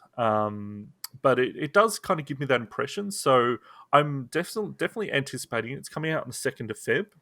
So we'll quickly know. It's been made by People Can Fly, who made, I think, Bulletstorm and that, and published by Square. So it's coming out a whole bunch of stuff, including Xbox One and PlayStation and everything. So Outriders is my number 5 most anticipated. Okay. If you pick that up, let me know. Nice. All right, Mike, what's yours? Number 1. So I've actually just done them in random order, not in preference. So the first one I have is Gran Turismo 7. As you guys know, I'm a big fan of the series, having played it since the originals. I haven't heard anything about Forza having a release, which is kind of weird given the new consoles. I suspect something will probably come around they've the shown coming year. The new Forza. Yeah, but in terms of release, I don't know if they said it was going to be in 2021, did they? Yeah, but have they shown more of that off than Gran Turismo or not? I don't know. About the same, okay, I think. Okay. I don't know. But I know for a fact that Gran Turismo is supposed to be coming out this year. So that's definitely what I'm looking forward to. Hopefully, while I'm talking, you will see some amazing footage of the ray tracing in this game. Some pretty cars. Over to you, Integot. Yeah, so my game is Breath of the Wild 2. So I am almost... What are you laughing about? I'm just laughing because I heard Swinny, like he made some noise. Yeah, because he's... I didn't make any noise. You did. I felt like you... No, I put myself on mute. Ah. Okay, it just sounded like... You're the one that made the noise. Swinny is a hater of Breath of the Wild 2. Like, do you admit that, Swinny? No, I'm a hater of Breath of the Wild. I don't know anything about Breath of the Wild 2. Nice. Fair call. Fair call. So I'm like super excited about this game. It's the kind of game that I'll just definitely drop everything and play it. I think this game's coming out this year. Breath of the Wild is one of my favorite games of all time. Actually, seeing my wife's brother play it made me go, oh my God, I want to play this game again. So I'll probably jump back into that game. So yeah, like really looking forward to it. I actually also got Age of Calamity for Christmas, which is the Muso Warriors style themed Breath of the Wild game. I am going to hold off on playing it, just given that it's a bit choppy, because I feel like a Switch Pro is going to come out this year. So I might be holding on to that game for a year or two until that comes out, because I'm sure it'll run better. But yeah, super looking forward to that game. Sure, it's going to come out this year. I'll be really bummed out if it doesn't come out. All right, Swinny, what's your second game or fourth game? I think the way you're running it. Right. Okay. So my number 4 is Monster Hunter Rise on the Switch. Nice. So this game's coming out on 26th of March. Obviously made by Capcom, and said it before. I reckon Monster Hunter Rise is going to be huge. It looks great. It looks like it's the perfect way to continue on from World while keeping the legacy of, I guess, handheld platforms in a way, if you consider Switch handheld. So, yeah, looking forward to Monster Hunter Rise. Nice. Mike? So I'm looking forward to seeing the continuation of Aloy's journey in Horizon 2 Forbidden West. Oh, yeah. Nice. Yeah, so quite enjoyed Sorry, that. Is it actually Horizon 2, you reckon? Or do you reckon it's going to be like an infamous Second Son situation? Where it's it's already called Horizon. It is actually called Forbidden Horizon West. 2? No. No, it's called Horizon Forbidden West. So there's no 2 in it? No. Okay, then I miss... Yeah, but that's what I'm saying. Like, it's not even just the name. Do you reckon it's an actual fully fledged sequel? Or do you think it's a good more question. like... I don't know. Yeah. Yeah. But I know exactly what you mean. Is it more like a smaller... No, I don't think it's smaller. I don't think it's smaller. Okay. But I thought it was a full... Yeah. I mean, your question is it going to be a sequel to Dawn, right? I mean, it is Yeah. a sequel. Yeah, But I mean, is it a fully fledged proper that's big what I'm saying. Is sequel, it or is an it almost like a giant is it DLC? is it an Infamous This is 2? really funny for some reason. Is it an Infamous 2 or is it an Infamous Second Son? You know, that's kind of what I'm getting at. Yeah. No, it continues the story. It continues Yeah, the story. yeah. That's been confirmed. Okay, good. Yeah, but I mean, like, what was the infamous blood? What was the blood one with vampires and stuff? Normally, Because it was kind of like that. It wasn't a DLC. It was a standalone thing, but it wasn't a full game. But it was still a full game. Normally, Mike and I throw things off, but this time Sweeney has for you. Yeah, thanks, Swinny. Anyway, that's the game I am keen to try out. Yeah. No, I agree. Whatever it is. I actually didn't get to my honorable mentions. There's so many. Should I just quickly run through them? Yeah, go. Because that was going to be bother. on. Yeah, maybe I'll go quickly. Eastwood is one of my honorable mentions. Gotham Knights, Mass Effect Legendary Edition, Sports Story, and the Evil Dead / Back for Blood. I think that last one is more dependent on you guys. If you want to play that game, I'm definitely up to play that game. Okay. But like either one, I'll play it. Yeah.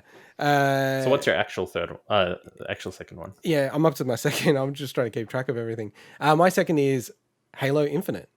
So this game is going to come out on PC and Xbox. I actually hope that they just restrict it. After learning from Cyberpunk, they just restrict it to Series X and S. I don't think that's going to happen. I hope they do that. I think that would be a really smart move from them. And I actually think everyone would be okay with that. But yeah, I'm really looking forward to this game. I'm really glad that they've delayed it for a year as I predicted. And I think when it comes out, it's going to be not the smash hit it needs to be, but I think it'll be a very competent Halo game, just given everything they're doing and making sure they're taking care of the franchise. And I hope, Swinny, that you're keen to play it, given that it's on Game Pass. And it should be cross-platform, right? So if we play on PC and Xbox, it will work fine. Potentially. Hope so. I'll play it. I'll hate it. All right, I'll play Swinny, it. your third. Well, this one's easy because my third is Halo Infinite. Oh, nice. No. So Okay, just Anything else you want to add? Different video as well. Good. they've got a pug making sound effects. So that's all I need to know. More I'll- of the bloody annoying. One sound thing I'll effects say in is that game. I'm most looking forward to getting back into Halo multiplayer. Yeah, dude, I didn't say that, but that, and you know, I've always said that they should release the multiplayer early for the game, and it's going to be free as well, so that's just a win-win, and it's probably finished. But the multiplayer, back in the day, it was so sick. Like Halo 3, that was so cool. So you didn't answer my question. Can we play like PC and Xbox? Well, we don't know. You'd assume so, but we don't know. So But were you playing when we were playing Master Chief Collection? Were you playing it on PC or Xbox? I was on PC, and I definitely prefer playing Halo games with controllers. So, but anyway, yeah, that Halo that definitely was does my offer third controllers, most yeah. anticipated. Nice. Nice. All right, your third, Mike. So my third is a game that we're both on your lists of honorary mentions, and that is Mass Effect Legendary Edition. Oh, nice. So I normally, you know me, I tend to, and I've said this a few times, I am nostalgic about a bunch of things, but I'm not necessarily into the whole, let's just get this because of the nostalgia. But I do feel there's a small itch of me wanting to kind of go through Mass Effect again, maybe just as a badass renegade, replay the whole thing in high def, make some different choices and stuff, which I think you can kind of make with that game. But I do worry that I think it's going to be one of those things where I'll start it off and then I'll get to a certain point and I'll go, okay, I'm a little bored because I've done this multiple times already. Right. Why am I doing it again? Mike, would you be happy or otherwise if they update Mass Effect 1 to play more like Mass Effect 2? That's a really interesting point. I actually don't think I'd necessarily be disappointed because I can go back and play the original Mass Effect the way it was originally designed anytime I want. So I would actually kind of maybe enjoy having a fresher experience with Mass Effect 1. So I can do the story again, yet feel like the game feels different at the same time. So I actually think I'd enjoy that. Because the option is always there. Okay Like to be anyone wrong, who that's bitches all right. about that. Well, no, the option is always there for you to go back and play it the way it was originally designed. No one's stopping you from doing that. And there's, if you've got Any sort of PC nowadays you'd be able to I do know, that, no I know problem. I'm an outlier on that one, so I recognize Yeah, that. you have a very controversial opinion. You're trying to Yes. introduce your controversial what is that forum Contrarian. called? True achievements. True achievements. Comments onto our podcast. Destroy our podcast. Tell you what though, I actually liked. Obviously, 2 and 3 were quite refined, but I actually liked number 1, the fact that it had more build abilities and more. It felt like it had more varied things you can kind of do as opposed to number 2 in terms of weapons and stuff. Because it was more of a very sort of. It was more of an RPG. That's typical what it was. RPG. Yeah, way of more of a typical RPG. I've got to wait until Legendary Edition comes out because I'm fearful that it's just not a good port, or not a port, like a remake or remaster, whatever you want to call it. But yeah, I'll wait till that comes out because it is on my Dirty Dozen, Mass Effect. So you might as it well does wait make for sense that, to get I it. reckon, Yeah, like, exactly. yeah. I'll wait for that. If it's not great, I'll just boot up my 360 version of Mass Effect. Which Well, is there's fine. isn't there the trilogy on PlayStation as well as a. Yeah, it's going to release on PlayStation Full. and Xbox and PC. No, there was already a trilogy I thought that came out for PlayStation 4 or something, wasn't there? I don't think it- so, but no. maybe. It was a pack. They had a Yeah, pack I of think there some sort. was a trilogy. Okay, but that doesn't really make much sense, given that it wouldn't be much better than the 360 version compared to Just this. yeah. I think we're up to my third one. So my Yes. third is, and this is a weird one, is Ratchet and Clank. So if I look at the brief of going, what's my most anticipated games, I'm really interested, to see how this game goes, because for me, this game feels like the first next gen game. It should be coming out in the next 3 months or so, I believe. And yeah, I'm just really interested to see how this game lands because it looks really, really cool the way they're using the tech of the SSD. It looks very much like, okay, let's make a pure PS5 game, fully take advantage of the PS5. Very good series already. And yeah, it looks insane to me. It looks, along with probably Demon's Souls, to be like a next gen looking graphics game as well. So I won't get the game anytime soon, but I'm actually looking forward to it coming out and just seeing the reception. All right, Swinny, we're up to your third, I guess. No, my sorry, fourth, right? So my second. It's a countdown. Right? Technically exactly, it's a second. countdown, and a countdown. I called shotgun on a countdown thing, but obviously no one's doing it. So Well, no, mine kind of is half a countdown, half okay. not. So my number 2 most anticipated game, and I think it will release this year, is Steel Rising. Wow, so I'm looking at the video and I'm like, I don't know what this game is. So I've That's mentioned it before on terrible the of me. podcast. Robots who get erections. Yes, Mike did make a joke about it when I talked about it last time. I'm glad he remembered. Yeah, I thought we clarified this. Unless, a funny unless joke. he just forgot about it and he made the same joke twice, That's funny. which I is like very that joke. I possible. remember. So Steel Rising is made by the same people who made Greedfall. So okay. by Spiders. Now they haven't announced this year, but I have a feeling it will be. Okay. So it's coming out on all next gen and PC. And yeah, so developer is Spiders, so Greedfall, Technomancer, Bound by Flame, Mars Warlogs, all games that are definitely Eurojank, definitely an acquired taste, and I love them. So I'm really, really looking forward to this game. Nice. Mike, what's your second most anticipated game? That could be also your fourth.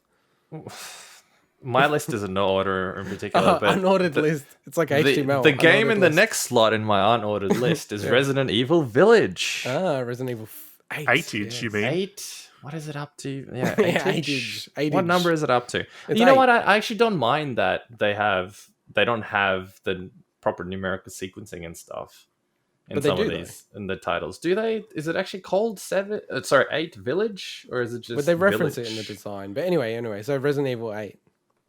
Because of the V and the I and the I and the I?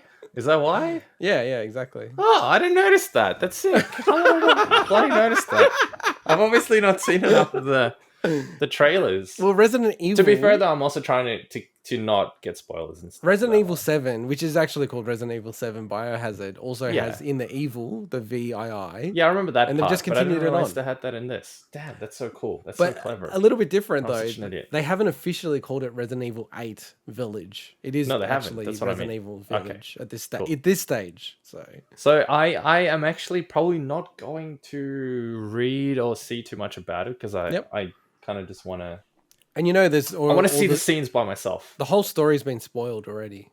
Well, I don't know that, but I don't want to know that. No, I'm just saying you got to be to. careful about this game because Okay. in the Capcom hack, which I don't think we really covered fully because again, we don't like to cover some of these things, but they've actually leaked the whole story of that entire game, like everything about it. So yeah, you should be very careful about that. Okay, I'll be super careful then, because there were some scenes in number 7 that were just awesome. Really loved it. I haven't actually played it on VR yet. I gotta. Number 7 scared me too much, man. I started playing it and it freaking VR scared the or shit just out normal? of me. Just normal, VR man. Just normal. Normal Yeah, there's some really good bits. But imagine, scared the shit out of me, for that. man. But imagine that in VR. Oh my god. I don't think I could play it. I'm too scared. It's nuts. It's the perfect game for VR, I reckon, if you want to get a heart attack. So yeah, that's my number 2/4/whatever. Yep. And then it's mine, yeah. I'm just trying to do everything here. So mine is, and this is not in order, Monster Hunter Rise. So I haven't played through any Monster Hunter game, and I think this is the perfect game for me to play through. It's on the Switch. This year, sorry. Very likely that I'll be going back in the office again. I mean, I'm looking forward to going back in the office, frankly.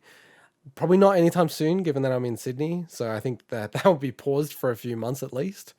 But this game is coming out on March 26th from memory. And I think that would be about the right time when, I'll be heading back into the office and everything. And this is, to me, the absolute perfect game. I've got a long commute and just firing this game up on the Switch, collecting some stuff, getting some stuff done in the game. And then also, if you're playing it as well, Swinny, like with all the co-op stuff, I think it would be a perfect game to play. So I'm really looking forward to this game. Cool. And is this your number one? This is my number one most anticipated. So, my last one is equal number one with Breath of the Wild. But yeah, let's go to yours. So this game, which I do think, hopefully, it will come out this year, is Elden Ring. So I couldn't put this at anything but number one. This is easily my most anticipated game. For anybody that doesn't know, it's the next From Software game. And we haven't heard anything really about it since, honestly, the reveal trailer, which is like over 2 years old, I think, at this point. I think there's 2 statements. That's all that's been made about this game. 2 statements on Twitter. Which is why I didn't even put it on my list, because otherwise it would have been my number one as well, Swinny.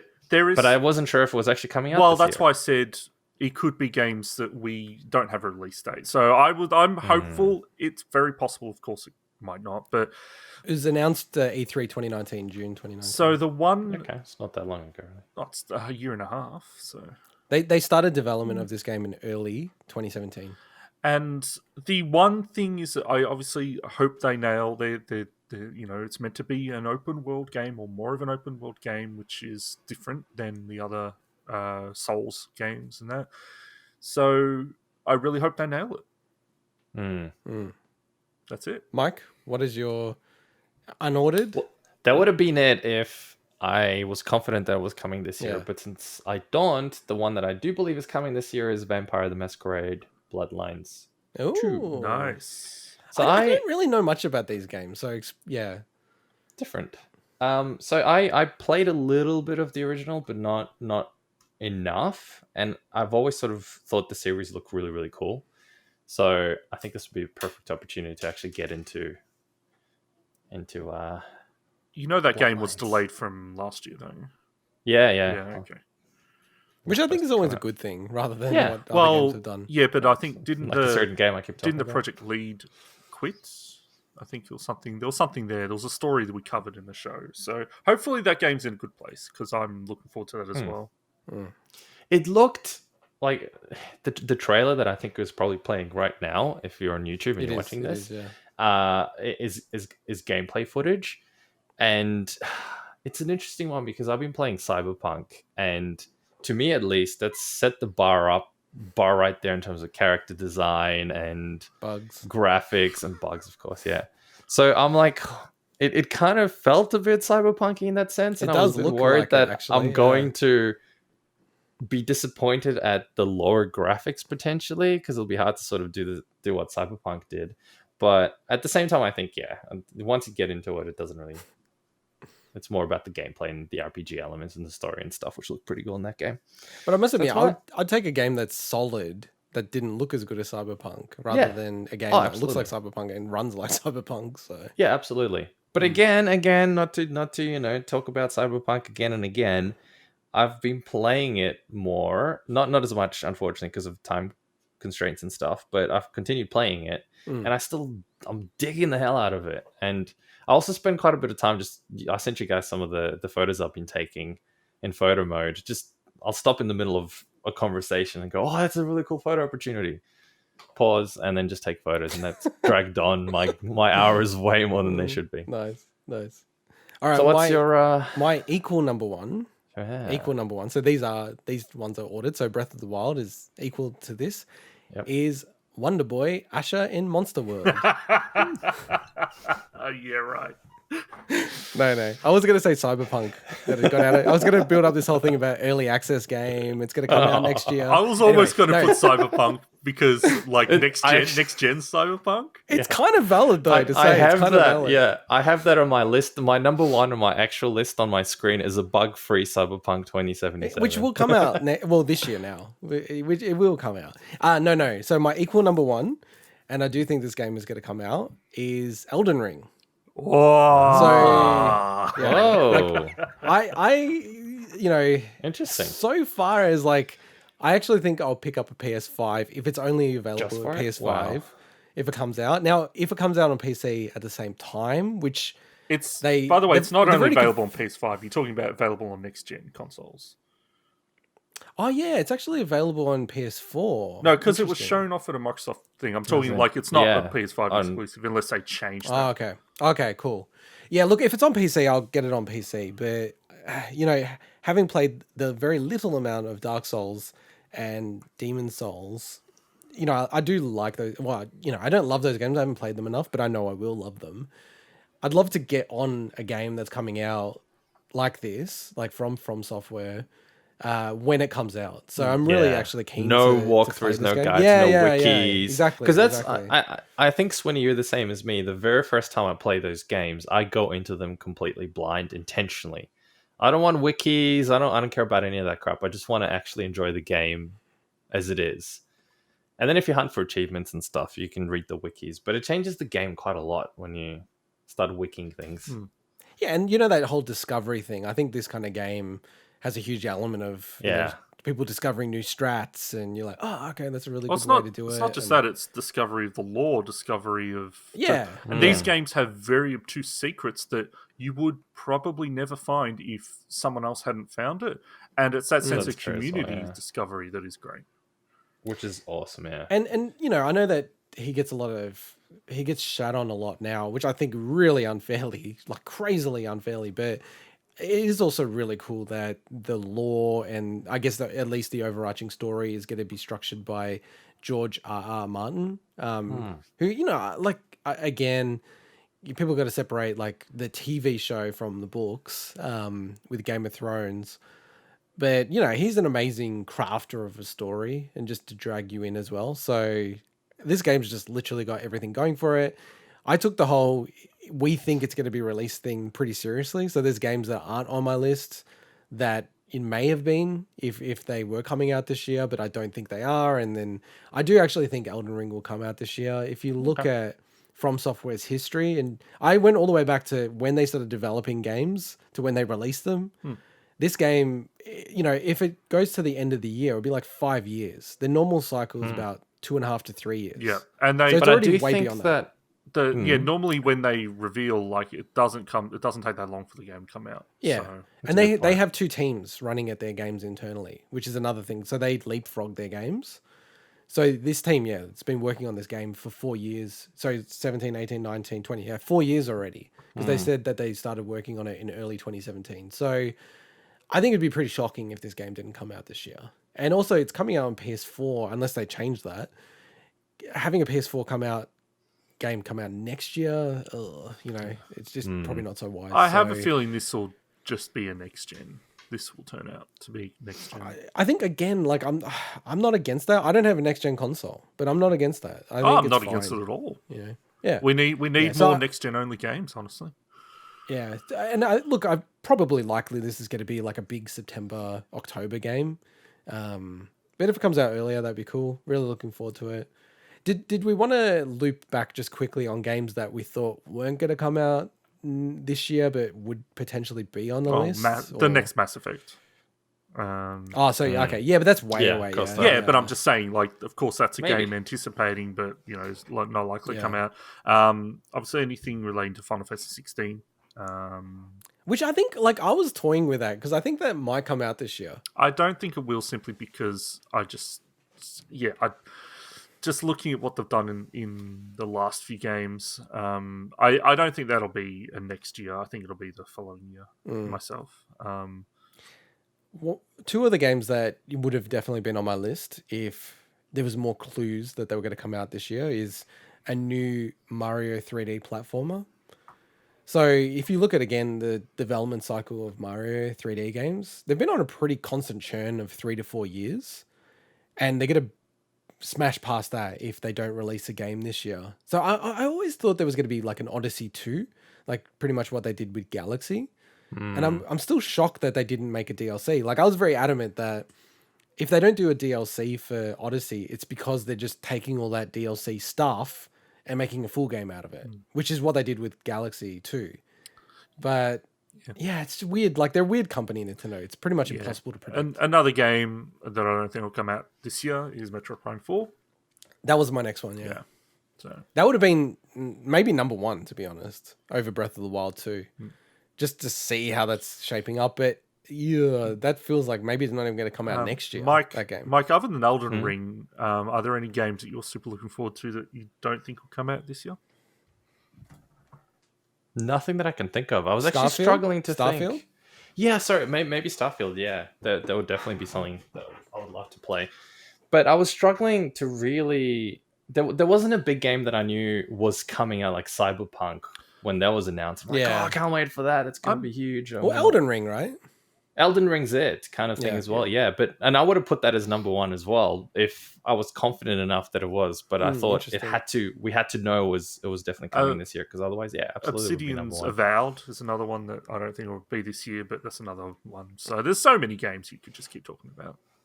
That's true. It does. I do get what you're saying, Mike, because Cyberpunk is a bit different because From Software, they do release a lot of games. Like Sekiro was the game of the year, well, not last year now, but 1 year and a bit ago. So I feel like the hype of their games is a little bit less than maybe it should be, just given that they produce a lot. So I think they hype it less as well, though, in a way. I don't know. And maybe like Breath of the not. Wild, There's a lot of hype for.